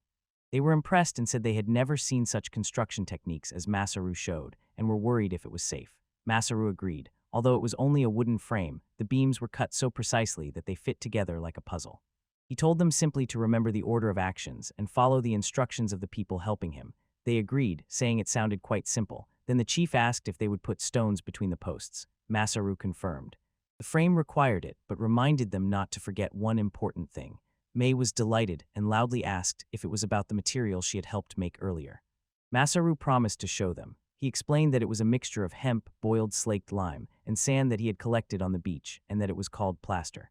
He said that if you spread this on stone walls, they would become even stronger, added that these materials could also be used for concrete, which is very suitable for roads, reminded that the slime they licked really deserved the name of their secret weapon. Then Adelina enthusiastically praised Masaru for his impressive knowledge, and wondered if it was all connected to his previous work. Masaru said that he once worked with such materials in a village where most people were relatives or friends, and he was engaged in delivering materials to craftsmen, so over time he accumulated a lot of knowledge. He added that although it was not his main job, relying on those skills, he could make up for the lack of experience in making materials by hand. With the right techniques, he said, he could create everything they needed, but there were things he did then that technically violated the law. May became worried, and someone asked if that meant Masaru was a bad person. Masaru denied it and put his hand on May's shoulder. He said that sometimes he went too far, but if it helped those around even a little, then it was all right. He stood up and said he had already given all the instructions regarding measurements and everything else, so he asked everyone to start while he prepared the rest of the materials. He was already turning away when May called him. They said they had to build a wonderful city. Masaru gave her a big thumbs up, and everyone rushed to work. First they erected the frame, then laid the stones. They kept working, and after a month the action moved to the already built house. Masaru sighed with relief. Everything went according to plan. May approached and said that something was installed. Masaru replied that she came at just the right moment because he had just finished his prototype, and she asked how they were supposed to use it. He looked at her and said that there was no need to explain it with words. Hearing this, she immediately stepped back, which shocked him, and he asked why she reacted that way. She called him disgusting, and Masaru replied that it hurt him to hear her say it like that. He stood up and said decisively that if there were no objections as soon as the installation was completed, mass production would begin. He picked up the toilet container and inspected the completed work. Workers followed him. Noticing that the city had grown a lot, Masaru said that this progress was the merit of everyone who worked hard. It was hard, but he added that there was still a long way ahead. Since most of the residential area was already ready, he told them to get to the fields to have food, and in industry to make the most of the available opportunity. Suddenly May shouted to him that he finally understood what she had been trying to tell him. Masaru stroked her head and said that, as promised, he would work together with everyone and would not recklessly do everything alone. At that moment, someone approached and asked Masaru to come quickly. Because something had happened, Masaru was worried whether a problem had arisen. The person said there was trouble at the gates. Masaru asked if something had gone wrong with the delivery of materials, but the rabbit man denied it. And they reported that unconscious people were found near the gates. Masaru was stunned and immediately rushed there. The unconscious people were brought inside, and Masaru treated their wounds. Several hairs whispered in surprise. The rumors about the fallen people really turned out to be true. They wondered if those people looked like Masaru, but soon realized no, they were completely different. These strangers were in armor and, it seemed, had been expelled from the port town. It turned out that they were knights of the Kingdom of Grottos. Later, the knights gathered for a meeting with Masaru, Adelina, and the chief. One of them introduced himself as Freud, a member of the royal guard from the Grotto Chivalric Order, and said that the young man behind him was Destar, and the one still lying unconscious on the bed was Gold. Freud said he could not thank them enough for their help. Masaru wondered with surprise whether their rank was even higher than Lancelot's in his squad. Freud added that he was sincerely impressed they were able to use healing magic just when he asked Masaru's name. Masaru simply said it, and suddenly an awkward silence fell. Masaru added that he was an adventurer, but barely had he begun to continue when Adelina shouted at him to stop, reminding him that the goddess had given him an extraordinary title. Masaru froze, thinking that she was probably foolish, and wondered if she was digging a hole for him again, like last time. She tried to save the situation, introduced herself, and apologizing, said that she was Lancelot's niece. Frida was stunned. Stories of Lancelot's courage and bravery had reached all the way to the capital. He added that Adelina's current position as a temporary envoy to the seaside town was living proof of their alliance. Freud also noted that she seemed to have good relations with the chief, who agreed, explaining that, as with that incident in the port town, they initially suspected that people might be preparing an attack on the new city that had just established friendly relations. Freud admitted they were ashamed of those suspicions, and the chief replied that for beastfolk, helping those in trouble was simply a matter of honor. But he added that Masaru taught him not to consider all people the same. Then he asked why these people had gone so deep into the mountains. Freud sharply replied that they were sent by the king himself to subdue the mutated beast. In a quiet voice, Adelina asked Masaru if Freud meant the demon bear, and Freud explained that the creature they were ordered to subdue was a mutated horse known as the one-horned demon, with dark skin and 6 legs. Masaru recalled the horse he had seen earlier and raised his hand. He warned that what he was about to reveal might be hard to accept, but this creature had already been eaten by a similar mutated beast. Freud froze and, disbelieving, asked if Masaru meant that demon bear, and Masaru explained that during the investigation, they were attacked by this monster, and because of it, the rest of the squad was forced to retreat and wander the forest for a week. Then Masaru said that the demonic bear had already been exterminated and assured that the area was no longer dangerous. Shocked, Freud jumped up and asked what Masaru was even talking about. He insisted that the demonic bear was a real monster capable of instantly destroying an entire platoon of the Royal Guard. Masaru asked Freud if she wanted to see the bear's corpse and added that he would also show them the remains of the horse. Freud asked if Masaru really had it and if he really intended to show them the horse's corpse. Masaru confirmed both. Freud apologized for interrupting earlier, and Masaru was embarrassed by his too harsh reaction, although he had received an order from the king to exterminate that beast. Freud's behavior led Masaru to think that the corpse of the mutated horse must have been incredibly valuable, and the knights probably had hidden motives. Suddenly, Freud suggested that Masaru give them the horse's corpse. Then Masaru calmly refused, and like a shadow, observed the reactions of the knight. In his smile, Adelina felt Masaru was clearly planning something. Masaru explained that the horse was eaten by a demonic bear, but most of the body, except the neck, remained intact. He assured that the remains definitely contained high-quality materials.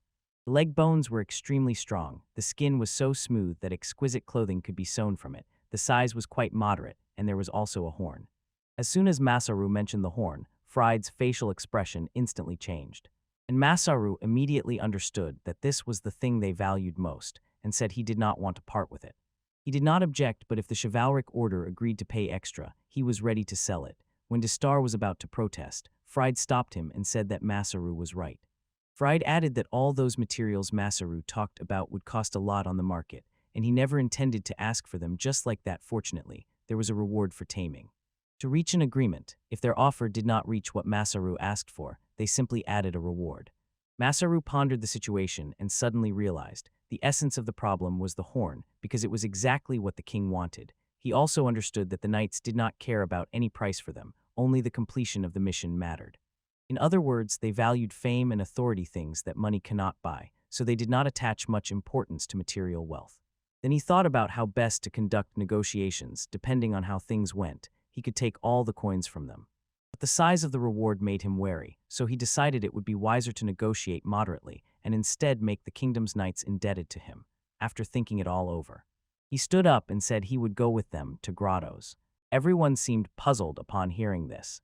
Then Musaru asked if they would mind testifying for him, promised to handle the negotiations himself, and added, if the offer was good he would gladly accept it, and if not he would simply return with the materials.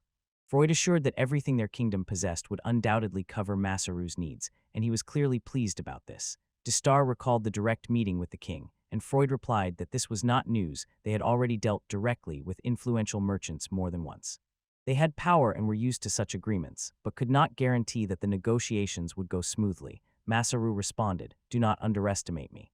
He explained that he had previously worked as a broker in the real estate center, so negotiations were in his blood. So they agreed that he would go with them to the city. Talking with May, he said that as soon as Freud and the others had a good rest, he would have to leave again for a short time.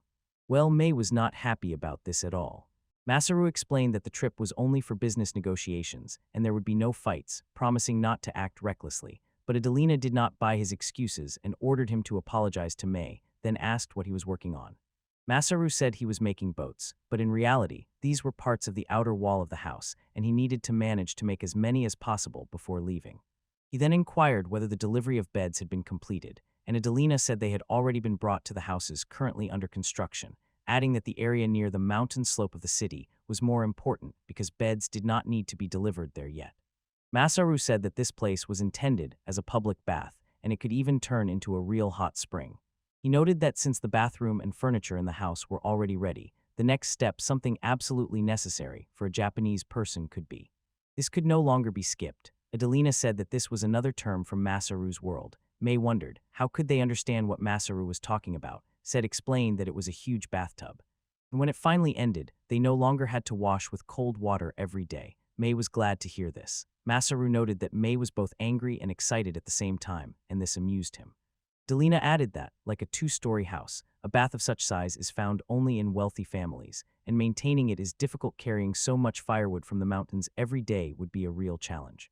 Hot spring, Masaru replied. They were embarrassed, so he asked if they did not know what it was.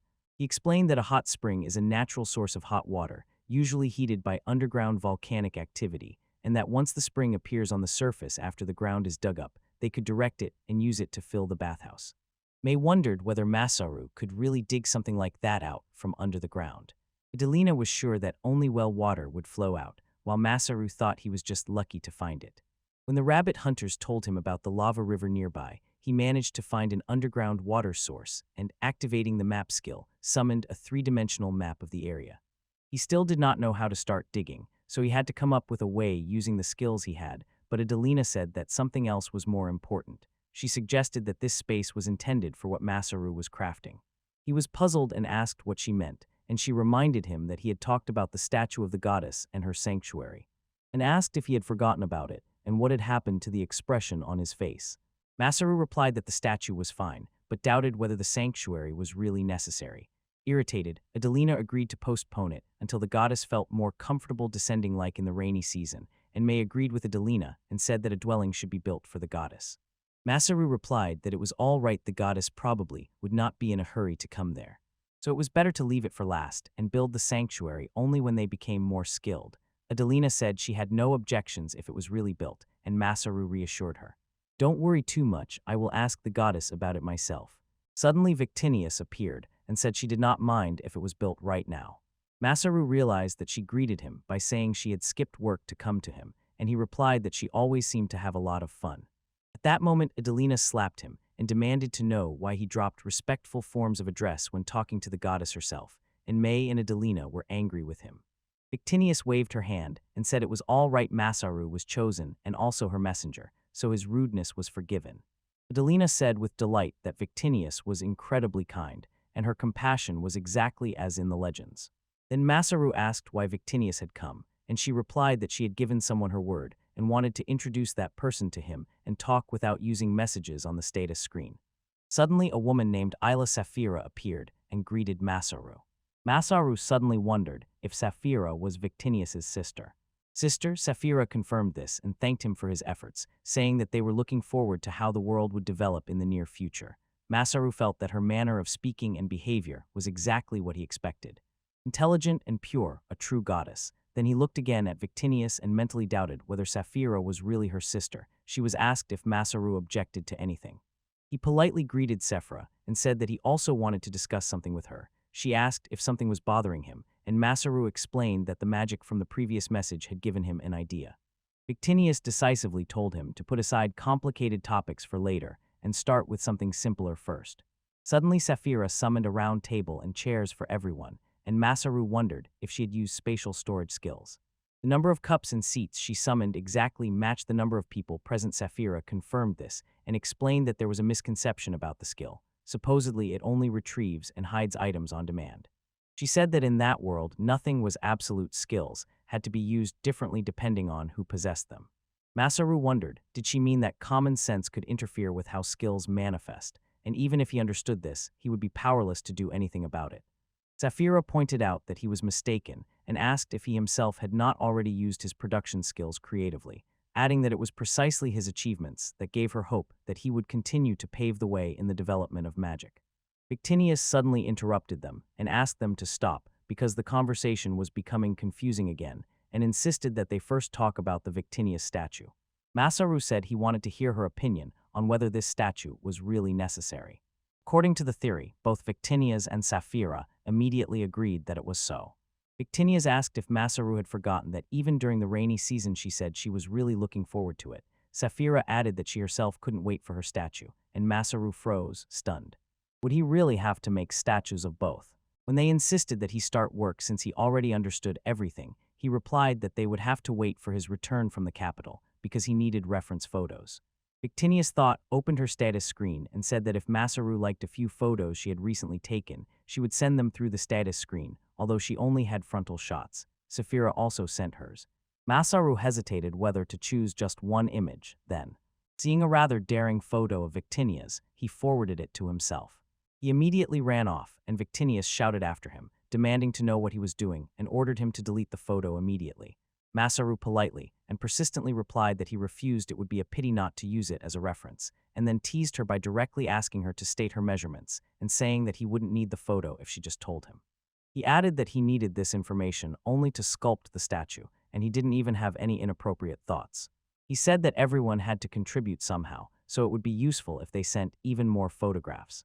Victinias was stunned and angry, could not believe that Masaru would resort to such vile methods to extract her secret from the girl. Sephra called his behavior shameless. Masaru coldly replied that they were much more naive than they thought, and then Victinias asked Sephra to punish him.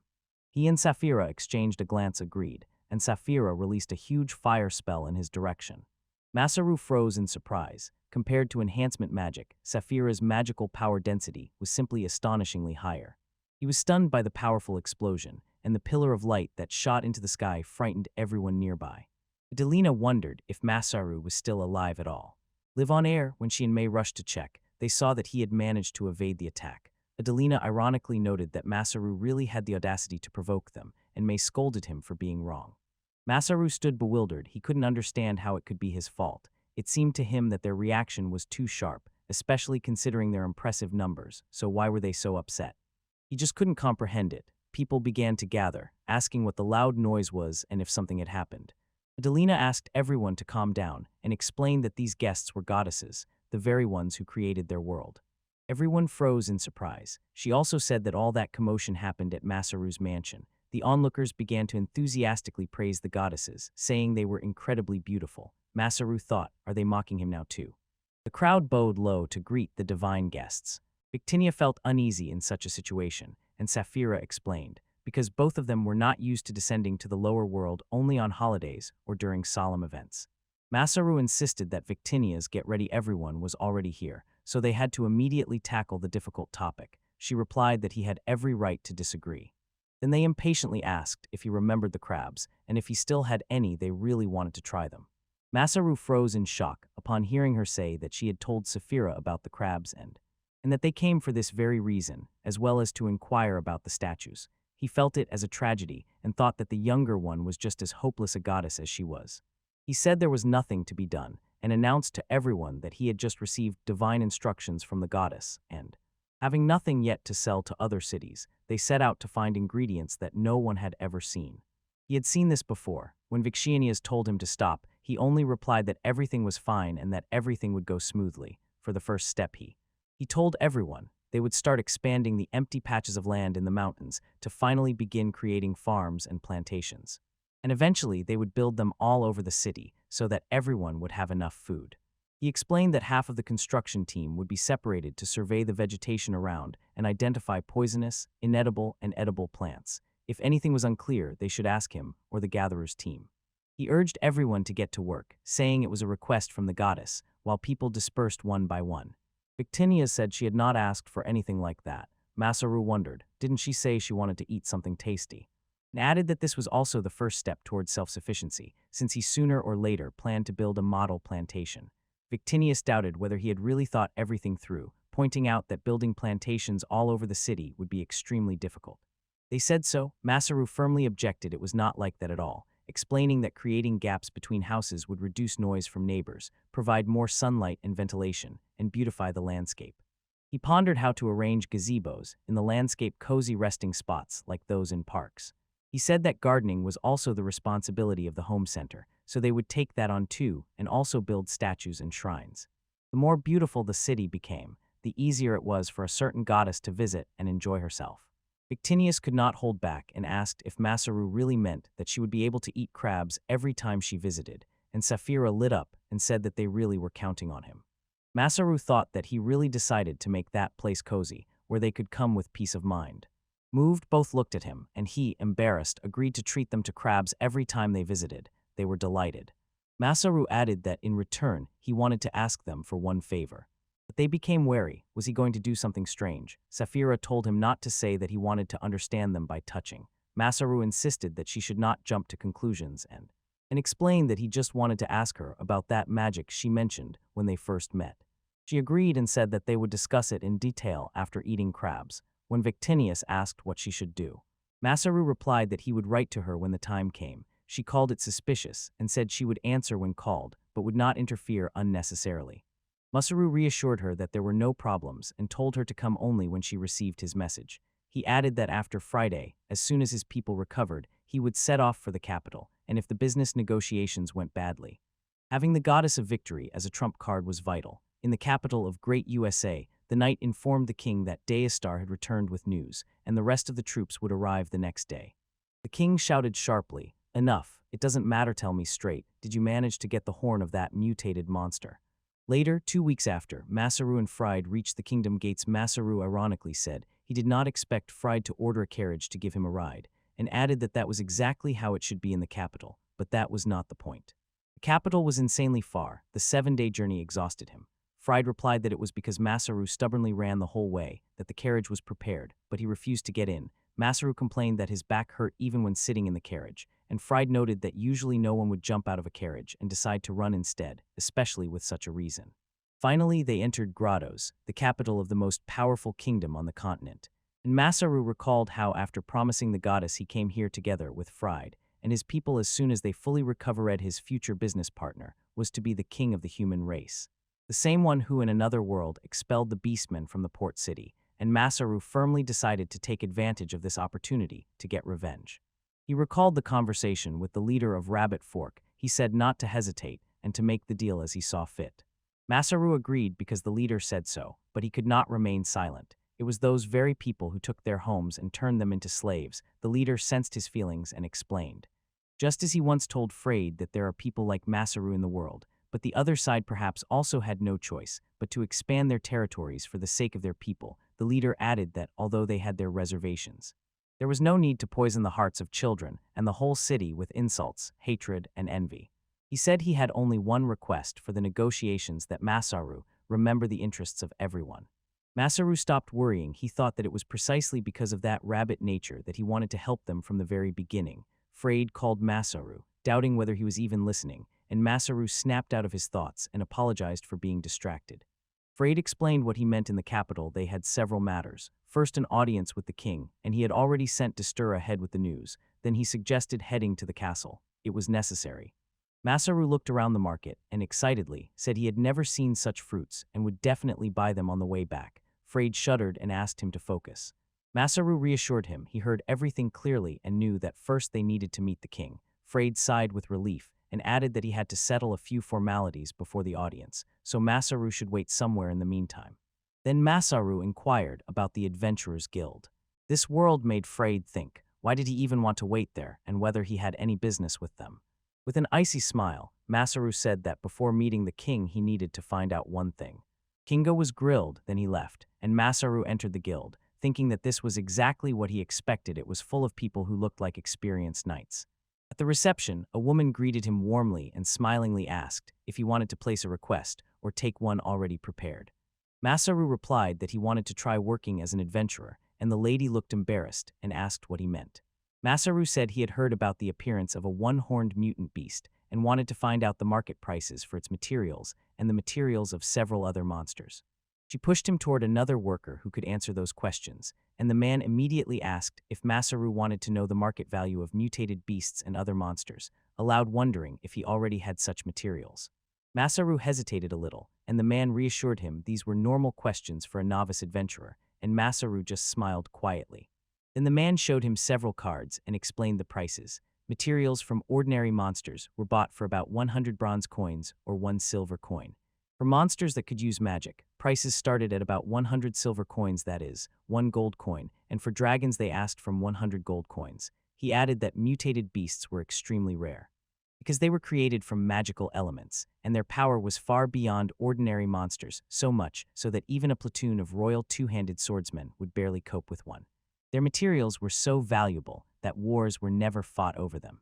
From time to time the guild bought them, but most were auctioned by the trade association. Even one tooth of a mutated creature could cost thousands of gold coins. Masaru thought it all over and realized that the total value could reach about 100 million. He was shocked, and the man noted that it looked like Masaru had just realized those materials were absurdly expensive. Masaru denied this and asked if the man could name specific market prices for each parts. Finally, Masaru found himself in front of the castle itself.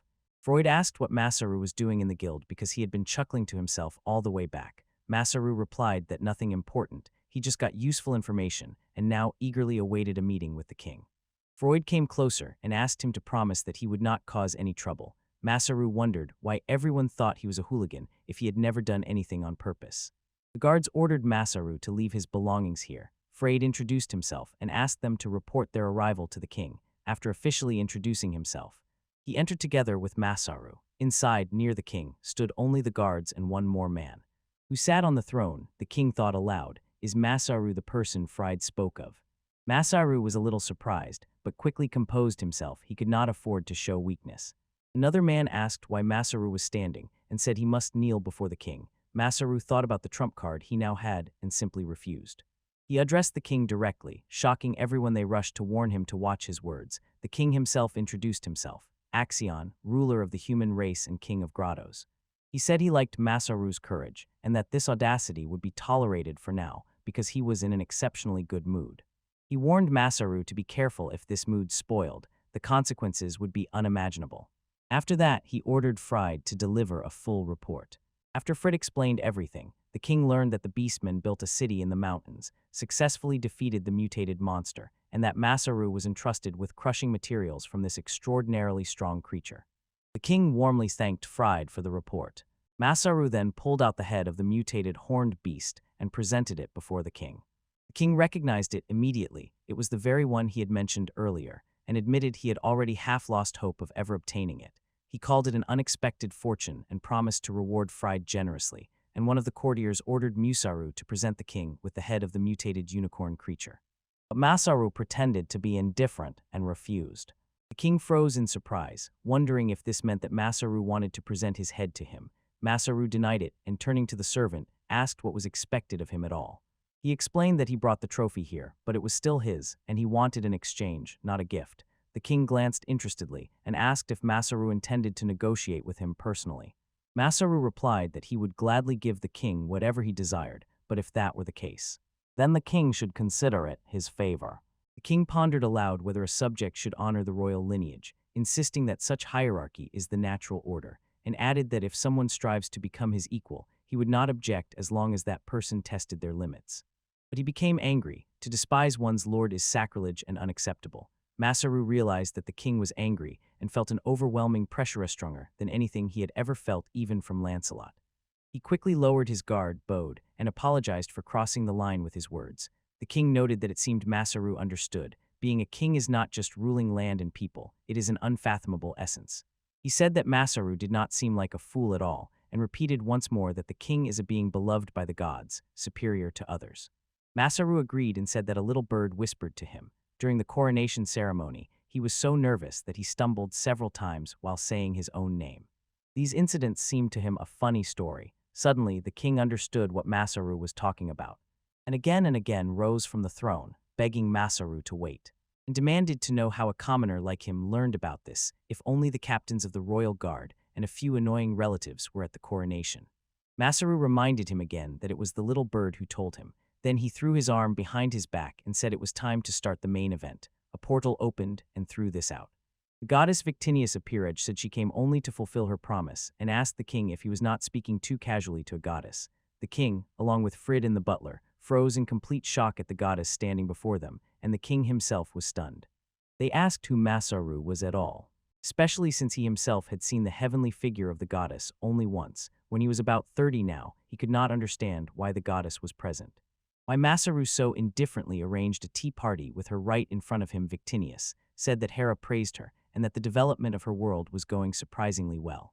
Masaru asked her to wait and demanded at least some recognition for himself, although he thought it was normal anyway, since it was she who allowed him to enter this world. She asked if he really thought so, and noted that when she was in a good mood, he should be happy for her. She added that her sister asked to convey to him she was already working on his request, and immediately showed the picture that she sent. Masaru checked and saw that Saphira had already handled the matter herself without any reminders, a true testament that she was a good goddess. Unlike one useless one, Victinius was even surprised and wondered if it was about her, but she still asked why Saphira had descended into this world at all, and Masaru explained that he had separately asked her about it, so Saphira descended to help him. Victinius could not hold back, and asked if this did not mean that Saphira was interfering too much in mortal affairs. Masaru calmly replied that they had thought of several ways to keep everything within reasonable limits, and at that moment, the king asked Masaru to explain what was going on. Masaru sharply said, "Figure it out yourself." Shocked, the king begged Masaru for at least a little time to hear the explanation. Then Victinias made the table and chairs disappear, and apologized for getting so carried away with the conversation after all. A lot of time had passed since she last disappeared. She descended and greeted King Action, saying that time really flew the last time they met, he was so young. Action agreed but said it was not about age, added how it was a great honor for him to see her again, and asked what relation Masaru had to her. Victorinias replied that between them there was a relationship of goddess and subordinate, added that Masaru had been too obsessed lately. Masaru replied that he did not want to hear that from a lazy person like her, and insisted that that day he acted only in her interest, so it should not count. While they were talking, Action wondered whether Masaru was really a divine messenger or just a person closely connected with the gods. Masaru waved it off. He was just an ordinary person, like everyone else. Although everything was going almost as he predicted, he could not admit that he had reincarnated. Explaining it would be too complicated. Because he was not entirely against Victinius, he approached her and asked if she could simply explain it to Axion in a way that would not seem like excessive divine intervention. After a short pause, Victinius said that there was a bond of friendship between her and Masaru. Axion was shocked by what he heard. Masaru noted that this was the most reasonable explanation they could hope for. However, Victinius was confused. She could not decide whether to consider Masaru a friend or just a follower, especially since he was also making her statue. Masaru wanted to ask where she got that idea, but suddenly Victinius seemed to remember something and told Axion to prepare mithril for Masaru, insisting that he use only the best materials. Masaru asked her to stop for a moment and see what was really happening. He knew well that no one would refuse a god's request just like that. Victinius then said that everything she does is for the sake of her beautiful statue. Masaru explained that he was currently dealing with the king and could not afford such interruptions. At that moment, Hera appeared and told Victinius that she was exceeding her authority. Victinius was shocked, and when Hera pulled her away, Hera smiled and said that even a full 24 hours of preaching was child's play for her. Victinius was outraged and asked if that was really so and why she had such absurd power levels. And before leaving, she shouted to Masaru, reminded him that she had fulfilled her part of the deal, and warned that on the next visit she would expect a generous portion of crabs, don't forget. And then she disappeared, and Masaru apologized to the king for the caused commotion. The king was boiling with irritation. He could not believe that a goddess really had a human as a friend. Then he ordered everyone to leave because he wanted to talk to Masaru alone. When the room emptied, the king sat on the throne side and said that the day had been full of surprises, then asked if Masaru had prepared anything else. Masaru felt that because of his friendship with Victinius, he was constantly being used, and said that he had already agreed to build a statue for her, and that every time she came, he would arrange a crab banquet. The king inquired about the statue, and asked if Masaru could build another one in his country, saying that the skills of a person trusted by the gods would definitely be enough. Masaru wondered, was the king trying to make a deal with her? With him, the king agreed, saying that it was to pay tribute to God, and he would personally enter into negotiations. He added that he has one condition, and very much hopes that Masaru will not refuse to sell him the horn, insisting that he must obtain it at any cost. Masaru asked why the king goes to such extremes to get the horn of a one-horned mutated beast, and then the king showed him the staff, explaining that this was the very reason. He said that the scepter, as believed, was carved by the first king from the horn of a one-horned mutated beast. Because of this, the beast was considered connected to the country, and since ancient times, each subsequent king was given a new scepter. He said that his best years were already behind him, so he wanted to prepare in advance. After all, no one knows when the mutated beast will appear next time. He added that generations of kings have always fulfilled this duty, so he would have to do the same. Masaru agreed and asked if it was time to proceed to negotiations.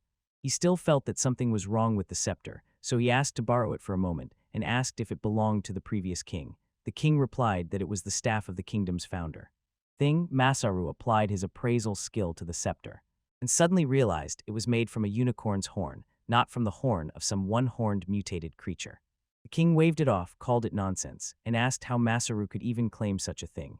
Masaru replied that he used his appraisal skill and was completely sure the scepter was not made from a mutated animal, after which he asked if the deal was now cancelled. The king asked if Masaru was telling the truth. Masaru asked why he would lie. The king insisted that Masaru knows the value of the mutated animal's horn and might be deliberately deceiving him, or has changed his mind about selling and is trying to trick him. Masaru replied that negotiations are when both parties seek common ground to achieve the best result, and he would never betray the trust of his partner. He was even ready to swear by the name of Victinia and ask the king to believe him. The king said he understood what kind of person Masaru was and that deception in negotiations is a common thing. But he trusted Masaru and still held firmly to the horn. The king declared that he no longer needed the horn for his initial purpose and would pay only the market price. Masaru was surprised but did not object. The amount was already large, so he asked again if the king was sure, because the expenses were still significant. The king replied that the materials of mutated beasts were extremely valuable, and simply possessing such an item would raise his prestige, and the fact that the item was obtained through negotiations with a man called a friend of God would spread throughout the country, so in the end it seemed the king would gain much more did this not cause any objections. Masaru objected, shook his hand, and said that they needed to make a deal. The king turned and asked what Masaru intended to do next. Masaru thought for a moment and said he wanted to continue negotiations because they were in the capital. The king probably had large stocks of goods, and he would like to buy the surplus. The king replied that this could be discussed, but he had other matters, so he suggested continuing the conversation later. He also inquired whether Masaru planned to stay there for some time, and Masaru replied that everything was fine. He wanted to explore the capital and stay a few days to buy supplies. The king said he would appoint a guide to lead him around the capital and facilitate communication with Masaru. Masaru thanked him, and the king added that he already had the perfect candidate, a knight who was somewhat different from the others. Later, Masaru set out to meet the knight named Zack. Zack apologized, explaining that he was currently busy with an important deal. Masaru was embarrassed. Why was Zack doing bookkeeping, and was he a knight who also specialized in library affairs? Fried calmed Zack, saying they just wanted to find out if he could craft something. Zack replied that he would not call himself gifted, but he could do it because of how he was raised. His father, a former engineer, after the army opened a workshop where they made stone and bricks for construction in the castle town, and Zack often helped him. Hearing about the workshop, Masaru became excited and approached Zack, while Zack wondered who Masaru was at all. Masaru declared that Zack was the perfect person for this job, showed a scroll with a letter of recommendation from the king, introduced himself, and said that during his stay in the capital, he would be under Zack's care and live in the workshop. Masaru counted on Zack's support. Zack was completely embarrassed and asked what Masaru was even talking about. When Masaru did not stop talking to Zack, he finally understood what it was about. Masaru asked to drop the formalities and speak to him as a friend. Zack agreed and said he did not object to making Masaru the capital, but asked why he needed to stay at his house. Masaru explained that he was interested in bricks and hoped to get a discount if he presented himself as Zack's friend, which shocked Zack and made him wonder if Masaru was always so straightforward. Masaru replied that it was fine and added that they say, "Customer is king." Zack, embarrassed that he had never heard this before, admitted that a customer would really help him, after which he showed him his store. It turned out to be an old ruined building. Masaru froze in surprise and could not understand what had happened, and Zack admitted that the store was a bit messy. When they entered, Masaru remembered what Zack had said, not so bad, because his father puts all his effort into it, and although Masaru realized that the business was probably not in the best shape, he also noticed that the bricks were good and well fired in the kilns. He decided to use his skill to evaluate and found that the bricks were actually of high quality, and the side joints were neatly made. The stones were cut into small, precise pieces, and he realized Zack's father was a true master, although Zack himself seemed to have no clue about the basics of business. Masaru asked to be introduced to the father and said he had to scold him a little before starting to talk about business, and Zack agreed and added that Dad probably fires bricks behind the store. They went around to the back, and Zack shouted to him that he had brought a customer. Suddenly, a voice came from the room, and Zack's father said in surprise. They asked Zack to be a little quieter. He was inside. When Masaru entered, he felt that he had finally arrived and might meet such a skilled master for the first time. Zack asked his father why he was not firing bricks as usual, since he was usually obsessed with work, and if he was ill, and the father replied that he had no money left. There was not a penny left for bricks, and they did not even have food for tomorrow. Masaru was stunned. He felt that this man was a typical worthless father who gave nothing to the family while chasing his passion. Zack said that there was no sense in all this. Zack asked about the workers, wondering where his father's apprentices had gone, and the father revealed that last month they all ran away with the money, and that he had not paid them for 3 months. Zack was shocked and could not understand why his father spoke about this as if with pride. He then asked about his sister and how she could have let things get so far. The father replied that she was not at home and said she would do everything she could in the morning. Zack thought in shock whether she resorted to desperate measures to earn money. The father denied this, explaining that she had gone to work at a competing store. Meanwhile, Masaru looked around carefully. Zack, confused and irritated, finally agreed with his father and struck him hard on the cheek. Masaru ordered him to calm down and then asked how many bricks they had in stock. Zach's father just shrugged and said he didn't know Diana, the cashier, was not there. Zach explained that Diana was his older sister and asked in surprise how his father could run the store without even knowing what was on the shelves. Masaru said that even if many people came into the shop, he doubted they would sell anything in such a state.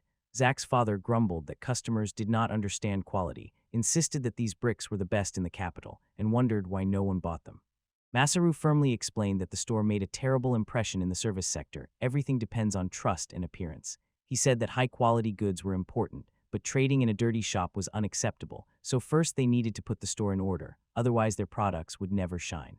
He said the first step was to organize the materials so that the customer could see at a glance what was available, because with a properly arranged stock, the shop would immediately make a completely different impression.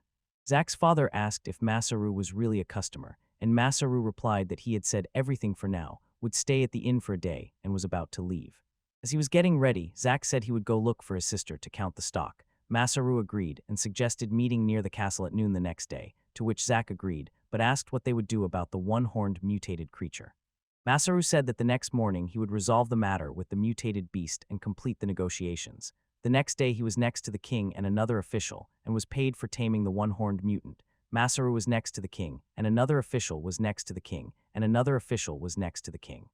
Along with the monetary reward, Masaru was delighted to see such a large sum and wondered if it was really appropriate for him to take the money. The official reassured him it was appropriate because he had done a great service to the kingdom, defeated the monster, and protected the people, so he should accept the reward. The king said that since this part of the deal was completed, they could move on to the next and asked if Masaru wanted to buy surplus supplies. He explained that about 20 of last year's barley and wheat harvest could be allocated if that suited Masaru. Masaru replied that any amount the king offered would suit him. The king said that once they agreed, they would calculate the cost together with what had already been agreed, and the person next to him added that they could also offer other goods, such as soy. Masaru asked him to explain everything in detail, and the official explained that compared to barley and wheat, soy was not a priority, but they had a large stock, so Masaru could buy everything if he wanted. Masaru asked how much exactly, and was told that most of the soy was still unprocessed and unrefined, stored in separate batches by year, to which Masaru enthusiastically said that was wonderful and decided to buy everything asked. They asked the price. The negotiations between Masaru and the king dragged on, and after some time they finally reached an agreement.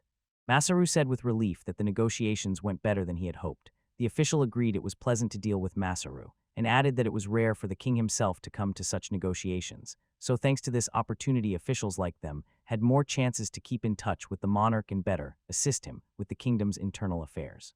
Masaru decisively told the official that important matters should be reported directly to the king, and as a common man, it was not appropriate for him to speak so lightly about it.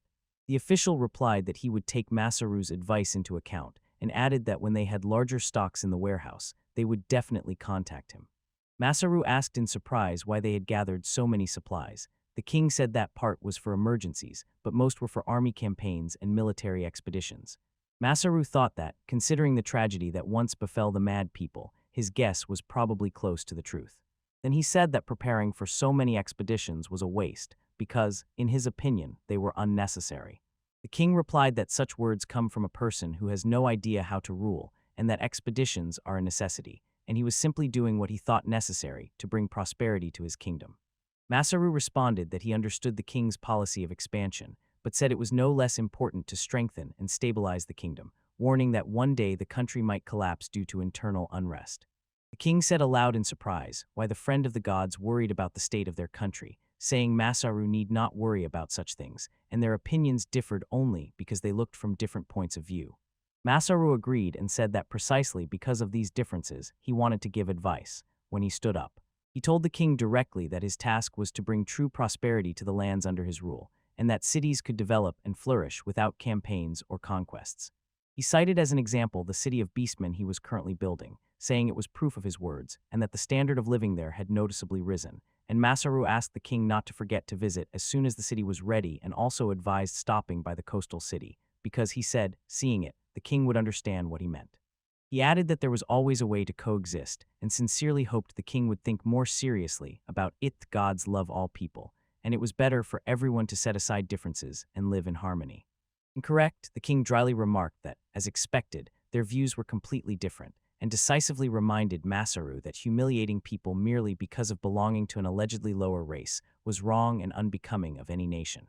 Suddenly Masaru fell silent and looked at the king angrily. He left the king and the official in shock. Masaru stepped forward and, saying that their conversation was over for today and that before leaving the capital he would come to say goodbye, asked not to forget to pay him in gold coins and left.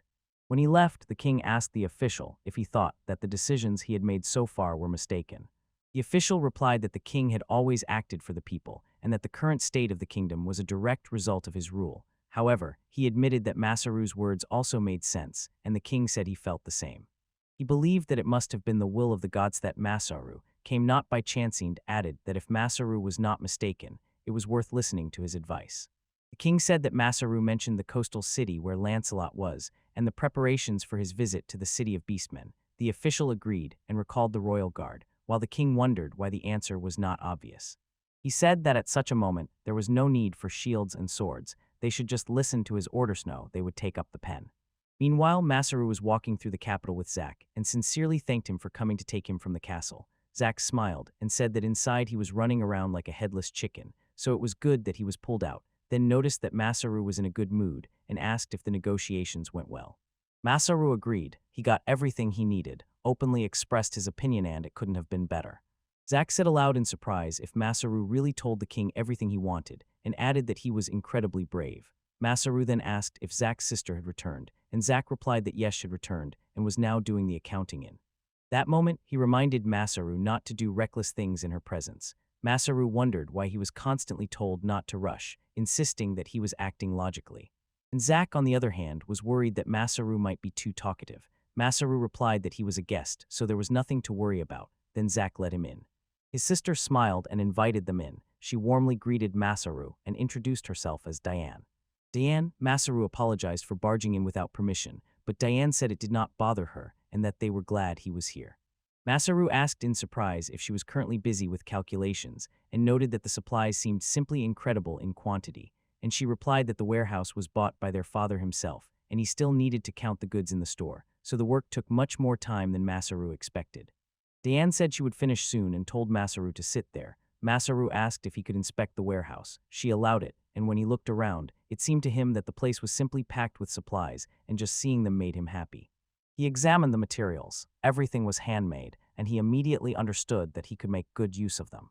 When he looked closely at the piece of metal and wondered whether it was steel or ceramic, he asked Diana about it, and she replied that it was something special.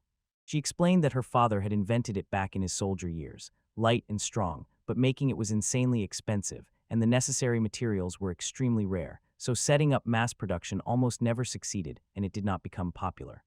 Masaru asked if she was sure and requested an explanation of where she had so much of it. She answered that yesterday she had kicked her father out of the house because he tried to mortgage the house, and now they still had to deal with his debts. Zack said that if they had a big client, it would be great and maybe they could even pay off the debt. Masaru pondered, knowing that he could afford to buy everything in the store. Diana then asked what he thought. Masaru said that he needed to talk to them about something. And at first he even asked if they would give him a discount if he bought everything. They were shocked. He insisted that he would definitely get a discount, and that selling all the goods would allow them to pay off the debt, a real relief. Masaru said that everything was decided, and that he would buy everything in exchange for them, agreeing to listen to his proposal. The proposal? Zack was embarrassed. He had a bad feeling about the situation, but Masaru reassured them, "Don't worry," and added that given the circumstances, they would definitely like what he was going to say. Zack asked Diana what to do, and she replied that they should first listen to Masaru. Then Masaru asked them to move to his city, and they were simply stunned. Zack said he knew Masaru was going to come up with some nonsense, because asking them to leave their home in the capital was not a small matter, especially considering what was happening with their father. Diana added that Masaru meant the city of beastmen that he was currently building.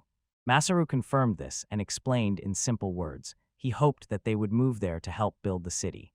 He added that there would also be certain benefits. They were promised 3 meals a day and no restrictions on how much work they could take. Their father would even get his own workshop and assistants to help him make bricks. Zack wondered if Masaru was really serious the conditions were too favorable. Diana said that although she did not want to discriminate, it was still a city of beast people, a place they were not used to. And one of them was almost without people. Masaru said that was not a problem, explaining that the only person currently living there was a girl named Adelina, and that over time he would invite more human craftsmen to the city. Then he asked if they knew any craftsmen who were barely making ends meet, and said he would personally ask the king for permission to hire them. Which would reassure everyone and allow him to attract more people. Zack hesitated, noticing Masaru's rather sinister expression. Masaru said it would be truly interesting, and that additional people would greatly benefit the city's development. He asked if imagination alone would be enough. They were not moved by this. When they did not respond, he continued. He said that if they did not have the necessary skills or knowledge, it would be difficult for them to master the new techniques and theories used in the city, and asked them to take time to consider his proposal. He himself returned to the original topic. He started a conversation about a 10% discount on supplies to finally close the deal. They replied that they did not mind, and then Masaru asked if he could pay with gold coins. And if he could pay off their debts and give them the rest in gold, it would greatly ease his path. He would not have to carry so much gold back. They were both shocked by what they heard. Diana lit up and said that if it helped Masaru, it would be great, so they needed to figure it out immediately. Zack also asked Masaru to go outside, and he agreed, though he felt time was pressing. Diana explained that it was better to quickly pay off the debt before their father caused even more trouble. Zack was worried because they feared their father might buy another warehouse behind their backs. Masaru was stunned and suggested they set off, but a bad feeling had already appeared in his chest. They entered the shop where a man shouted irritably, "How many times do I have to tell you that we are closed?" while someone kept knocking on the door. He opened the door and saw Diana from the brick store, noticed she was in a hurry, and asked if she needed money again. She waved it off. No, she no longer borrowed from him, this man. He immediately thought of something inappropriate and said he didn't mind such payment. Masaru and Zack both got angry. Masaru said they were only here to repay the debt, so what's the problem? Zack added that if that man dared to raise a hand against Diana, he wouldn't let him go so easily. Diana was completely confused by their reactions.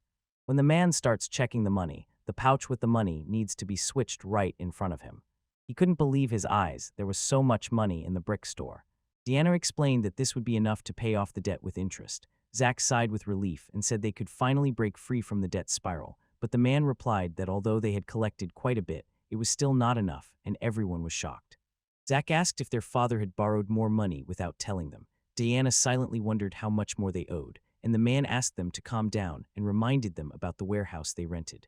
Diana asked in surprise if he meant the place where they stored the plates. Zack waved it off. There couldn't be any problems, they had paid all the bills. The man then explained that their father had remodeled the warehouse without permission, took a ladder, made a shelf on the wall, punched a hole in the ceiling to make a bedroom, and the money they brought was not enough to cover the damages. All three were boiling with anger. Zack said he had long wondered why he hadn't seen their father at home or in the store, and now he finally understood what he was doing. Diana asked him not to cry and to calm down. Everyone wondered how they would cope with this. Masaru asked what would happen if they just restored everything to its original state. The man replied that he had nothing against it and kindly invited them to do so. By night, Masaru was completely exhausted working in the warehouse workshop, and cleaning up the mess their father made had drained all his strength. Diana apologized to him for everything. Masaru stretched and said it's all right, and added that he just knew a way to relieve some stress. Zack was shocked and told Masaru not to cause trouble in the capital, asking if he wanted the royal guard to intervene. Masaru replied that it sounded great, but there was a simpler solution. When Zack asked what exactly, Masaru said he planned to go shopping. He would shop to his heart's content in the castle town. He asked if they didn't feel refreshed after indulging in shopping. Zack replied that on the contrary, he only felt more anxious. Diana then asked if these purchases were for the Beastman's city, and Masaru explained that half the money would go to the city and the other half to him. Everyone wondered if this was somehow related to that afternoon conversation about recruiting craftsmen, and Masaru agreed that he was looking forward to it. The city was still being built and hadn't even been named, so every craftsman who agreed to move and settle there was worth their weight in gold. If he could bring quality goods to the city, the industry here would flourish, and over time it could grow into a metropolis that might even surpass the capital. He asked them to imagine all these possibilities and said he couldn't wait to return to continue building, while Diana noted that compared to her father's small business, this was a completely different scale and a big barrier to overcome, and Masaru agreed that it would be difficult, but said that participating in building the city was a real pleasure, and if it weren't, he wouldn't be putting in so much effort. Diana said that her father had entrusted her with all the financial affairs of the workshops, while he was content just making bricks. She stood silently, so Zack asked if something was wrong. She said, "It's nothing." Then she asked if Masaru was going shopping tomorrow, and Masaru replied that he would go in the morning, asking why she wanted to know. She asked him to stop by their shop so that she and Zack could show him the market of the castle town. While they were doing that, they could also introduce him to their craftsman acquaintances.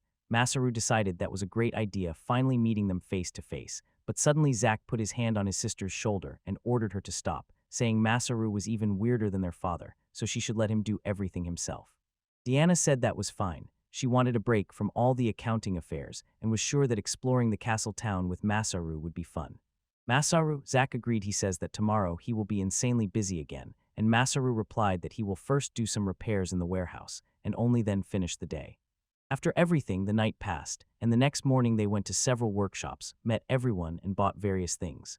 When Masaru inspected all the goods, he was shocked and could not stop thinking about his actions amid the cheerful memories of recent days.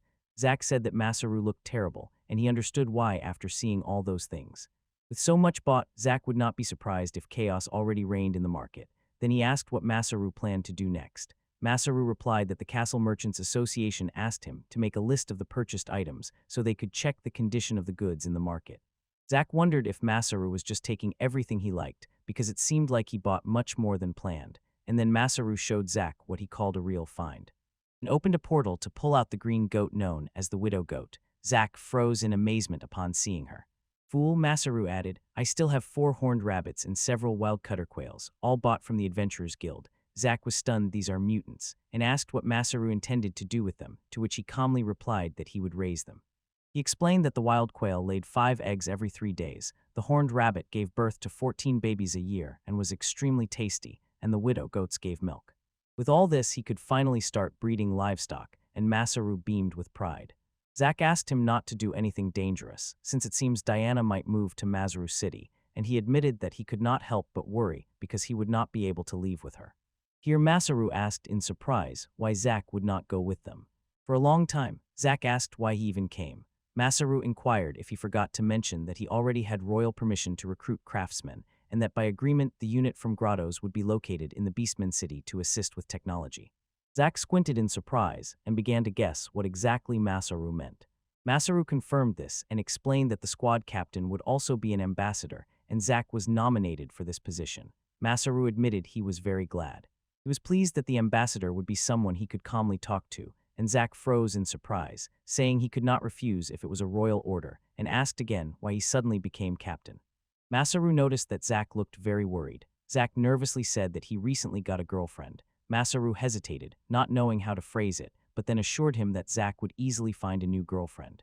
Zack asked if he was serious, and then Diana rushed to them. Masaru was puzzled. Zack noticed that he rarely saw Diana in the castle, and wondered why she was running like that. She had said it was because of Masaru's proposal to move to the Beastman City, and that she had decided to accept his offer. Masaru beamed with joy, and Zack wondered if she had come just to say that. She objected and said that she had come to sell their shop and land, preparing for the move. She immediately went to the Merchant Guild reception in the castle, and Masaru wondered if she had some problem. She handed him a piece of paper and asked, "You must look at this." Masaru read that the guild was grateful for their support and had already appraised the sale of their house and plot. Due to the poor location and neglected condition of the building, they would have to pay for demolition. Masaru and Zack both froze in shock at this news. They went to the trade guild, and while Masaru went inside to talk, Diana asked her brother if Masaru would be okay and if he wouldn't get into trouble by filing a complaint against Tranny. Zack replied that Masaru had been inside for some time already, but he would be fine after all. It was Masaru who even negotiated with the king himself. When Masaru finally returned, they felt the negotiations had not gone very well. Masaru looked irritated, and they thought something was wrong with him. They asked what had happened, and Masaru said that he had managed to raise the value of the shop and land a bit, but the overall appraisal was accurate. He admitted that he could not win their arguments. The brick shop was too worn out. Zack was shocked and said that not only would the house be demolished, but the demolition costs would be extremely high. Deanna added that she thought if they demolished it themselves, it would help with preparing for the move, but it turned out the opposite. The expenses increased even more. Masaru said he was not happy about these additional costs at all, so he would take the matter into his own hands. When Masaru opened the portal, Zack got nervous. He did not know what he was planning or what he was going to pull out. Masaru said it was obvious what he was going to do because he hadn't been this angry for a long time. Then he pulled out a terrifying weapon and began smashing the store walls. They covered her from all sides. Zack admitted that he was afraid. As soon as Masaru pulled out that spiked mace, he might attack the merchant guild, but eventually they realized that Masaru planned to use it elsewhere. They admitted that they did not expect Masaru to take on all the demolition alone, just to avoid paying for it. Then Masaru attacked the store again.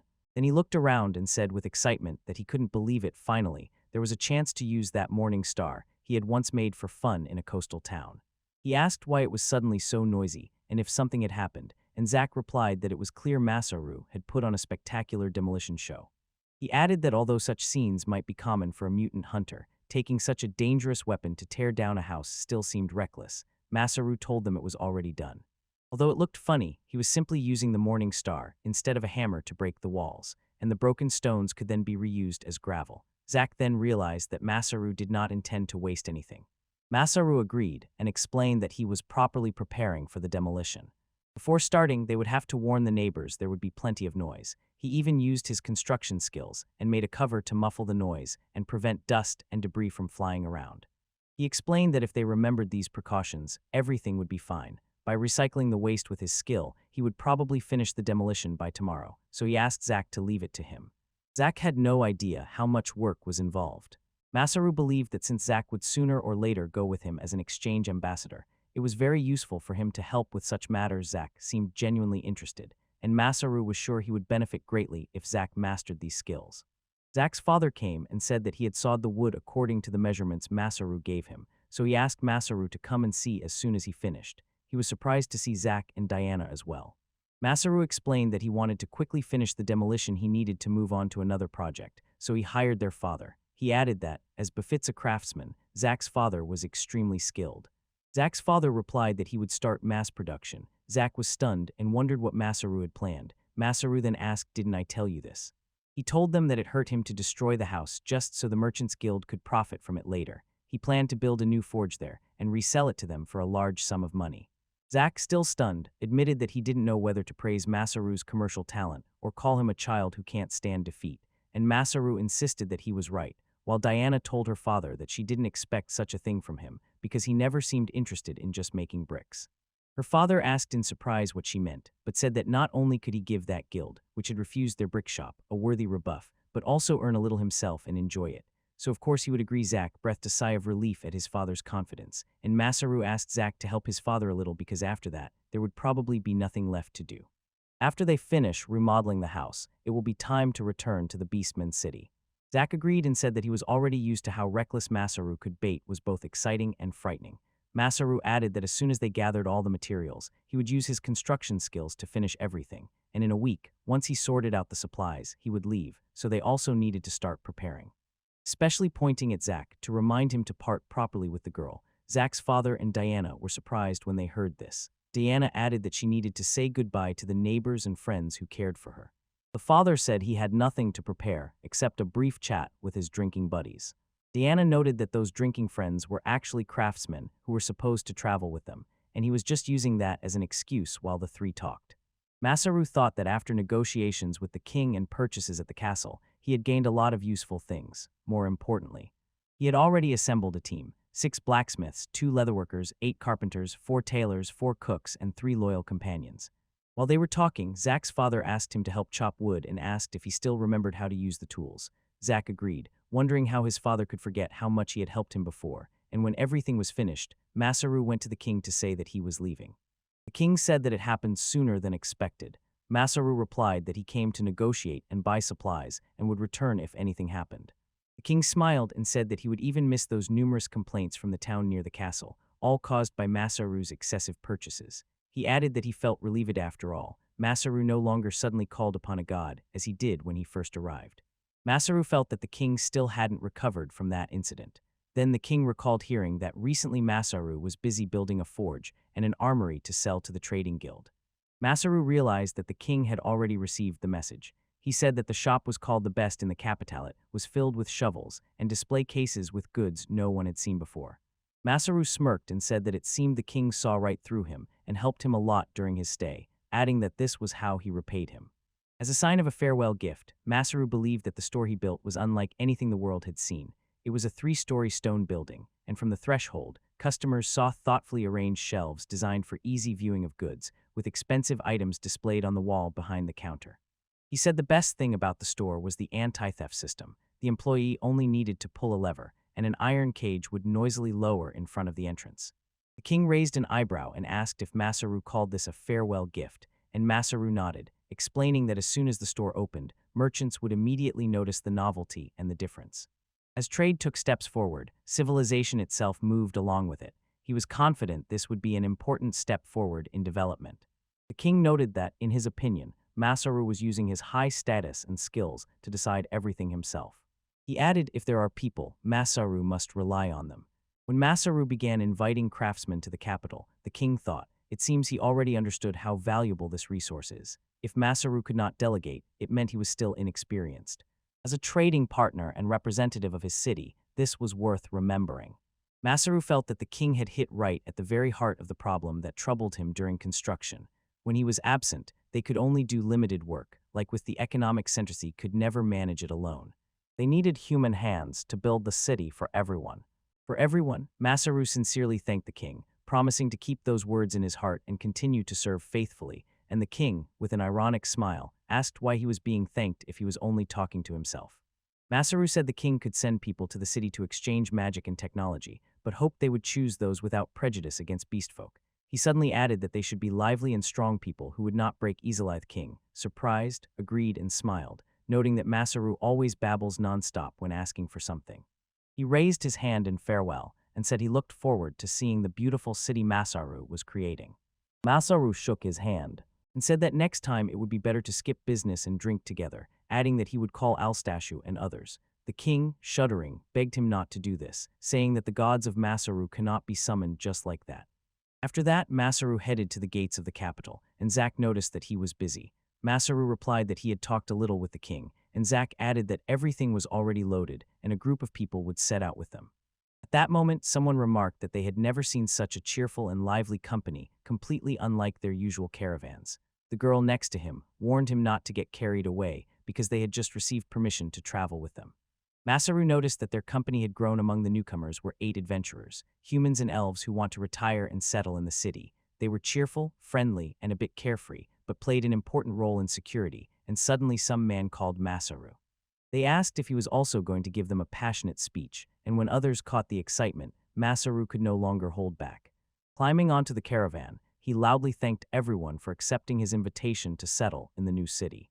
He said that with their skills and knowledge, they would not only help build the city, but also lay a new foundation for exchange for themselves and for friends waiting for them in their new home. Everyone was ready. Masaru promised them that although hard, intense days awaited ahead, they would also be full of fun and joy, so everything must be endured together. He said goodbye to the capital, and they all set out for their new home.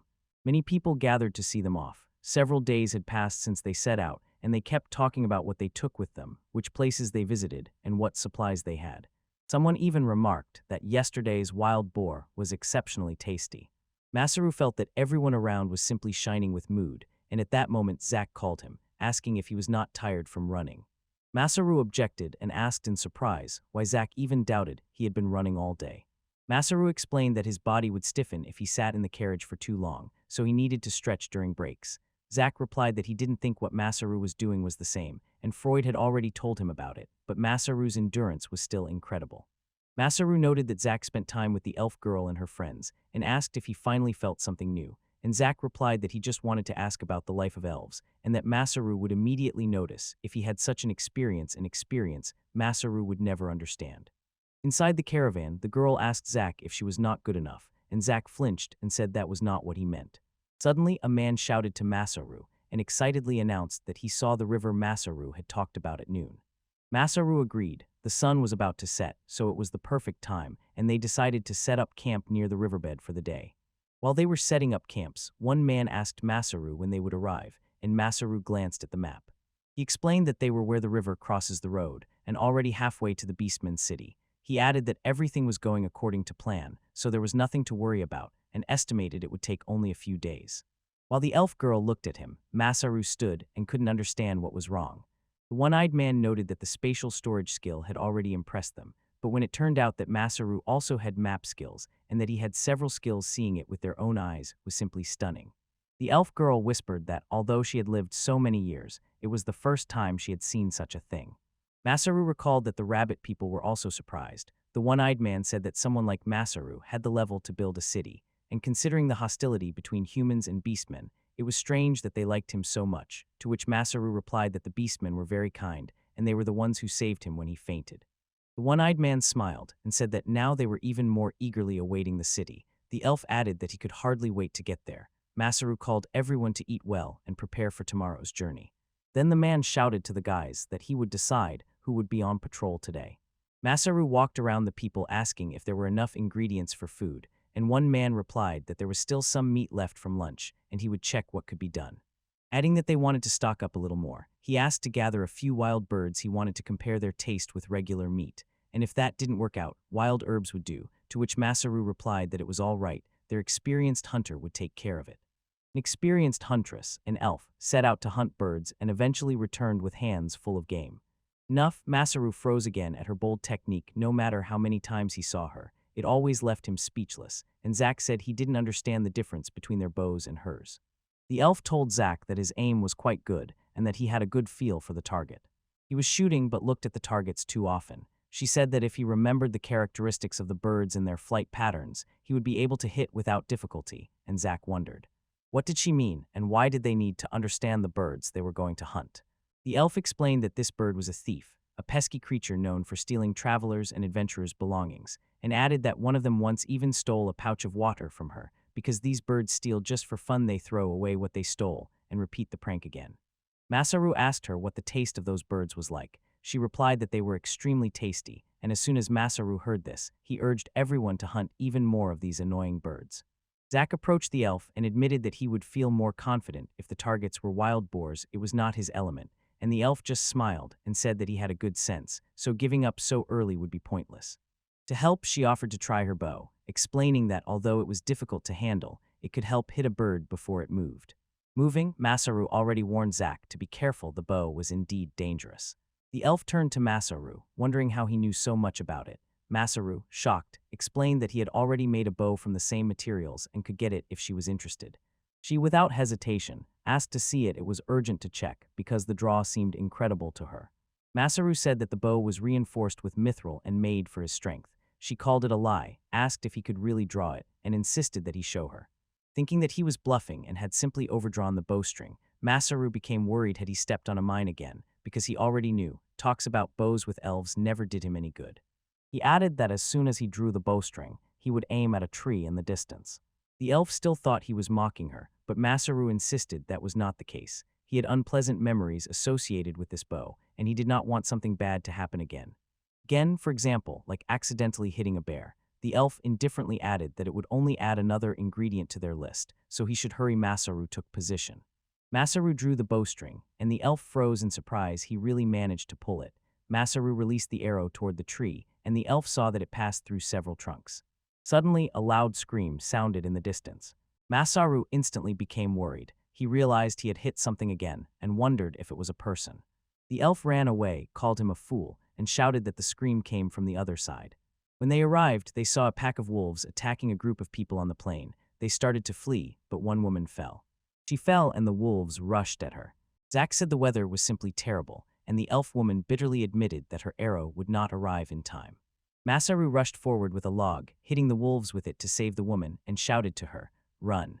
Zack could not comprehend whether Masaru even had such strength in his legs, and the elf did not believe that he really managed to reach her in time. The rescued people wondered who he was, and Masaru, still running with them, shouted that there was no time for talk. They had to run. When the wolves attacked him again, Masaru struck them. He noticed that the resistance felt as if he was cutting stone.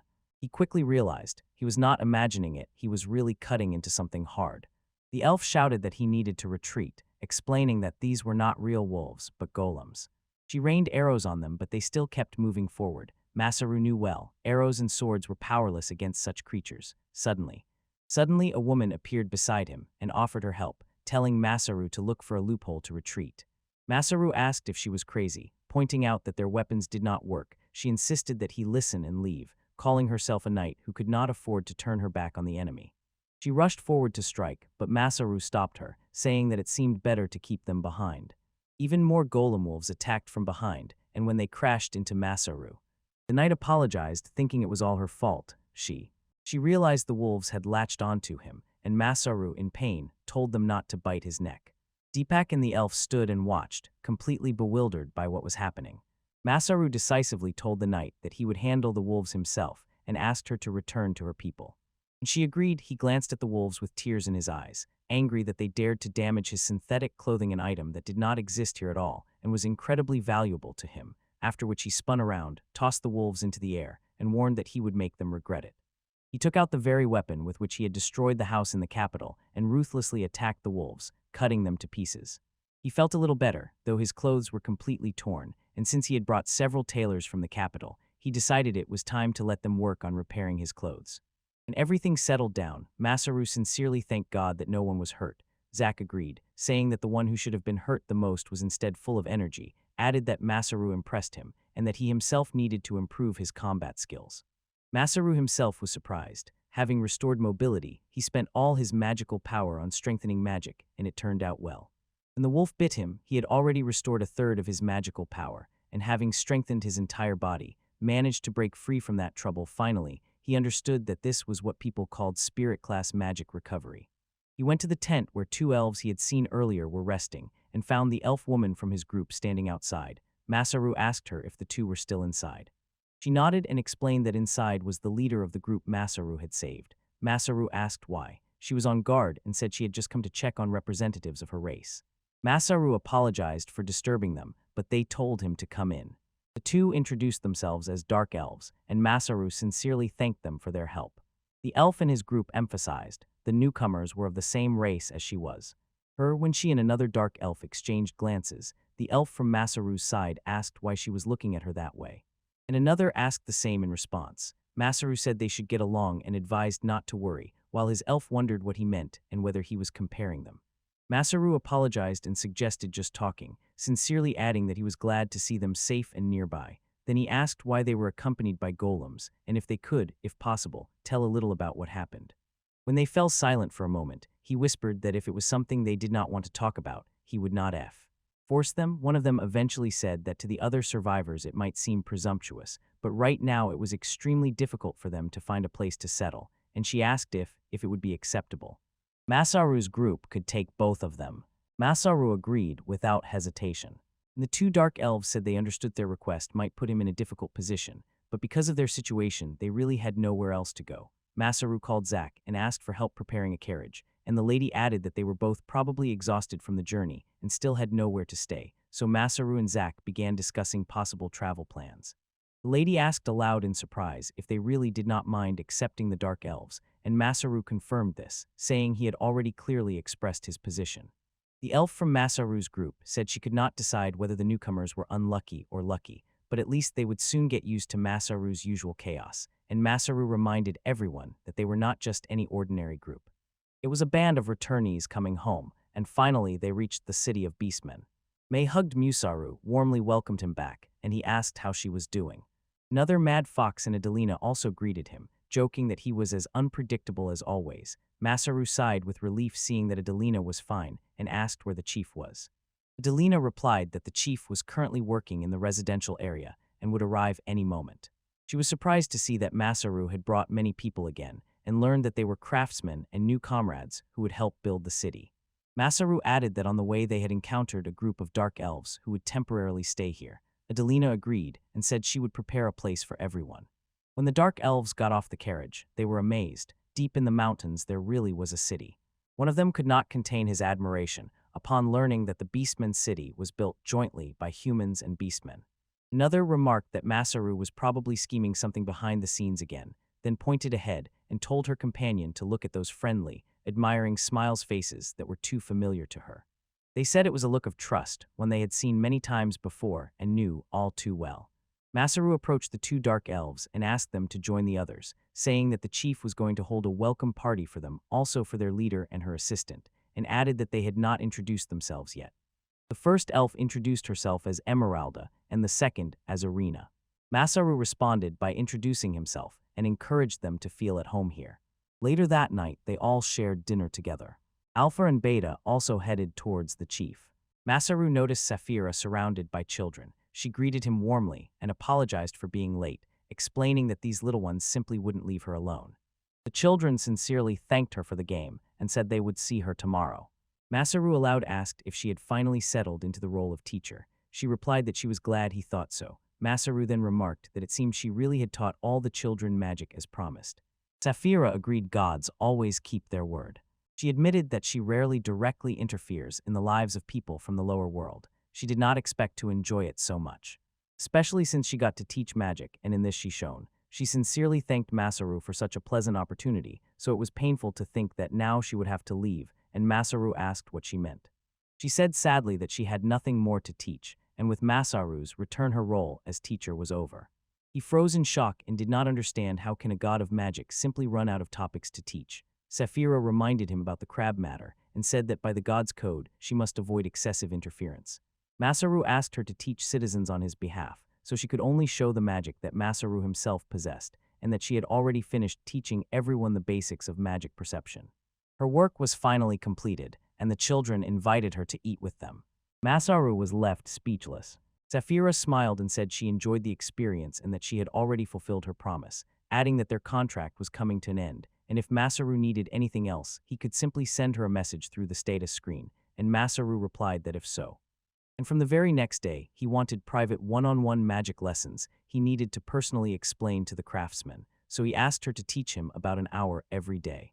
She froze in shock and asked what he was even thinking this was a violation of the rules, but Masaru replied that everything would be fine if he had talent. She just needed to teach him magic, and he didn't even suspect that he could already use it. He believed that as a resident of the town, he had the right to her teaching. If he managed to master new spells, she could reopen classes and teach everyone else again. Moreover, their contract never had a start date. She agreed, although hesitantly. She looked at the city and asked why he still didn't disappear into work, building it together with the craftsman he had summoned, wondering why he was wasting time on her, and Masaru just smiled and replied that he found it fun. She agreed to cooperate, and Masaru, slightly surprised and fidgeting, asked if he had accidentally said something strange. She waved it off but admitted that she realized something now. She finally understood why her sister so often looked at or descended into the underworld. She smiled and said it was a good discovery and she would explain everything later, but for now lessons would start the next day and he had to be ready. Masaru agreed and replied that he remained under her care. But the next morning, when he came to the lesson, he quickly got bored. He grumbled that he couldn't believe she had called him so early at sunrise. She was strict and reminded him that he was the one who asked for lessons, so he had no right to complain. Saphira asked if Masaru had already grasped the general idea of magic from Victinius. Masaru replied that he had it was a matter of imagination. Saphira agreed and said she would skip that explanation and the theory of amplification. Then she added that the first step was to learn to release magic from the body, and Masaru raised a tea twig and said he already knew how, and immediately released his power. Saphira told him that he missed the basic step, and as his teacher, ordered him to first release magic into the air, because air offers less resistance than a physical object. Masaru understood and said he would release all his magical power at once, as he was preparing to do this. Saphira froze in shock when she saw his magic rise in a pillar, upwards in ability belonging to the reincarnated.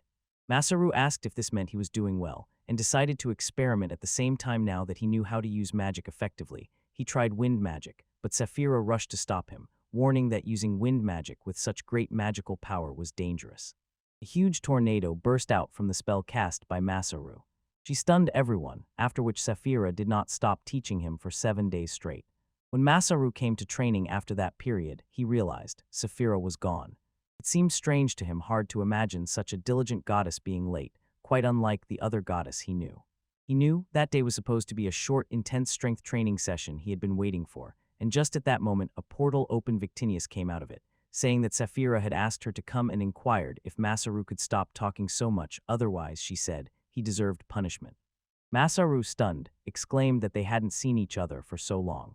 Victinius said that Saphira had called her and asked her to help Masaru with magic lessons today.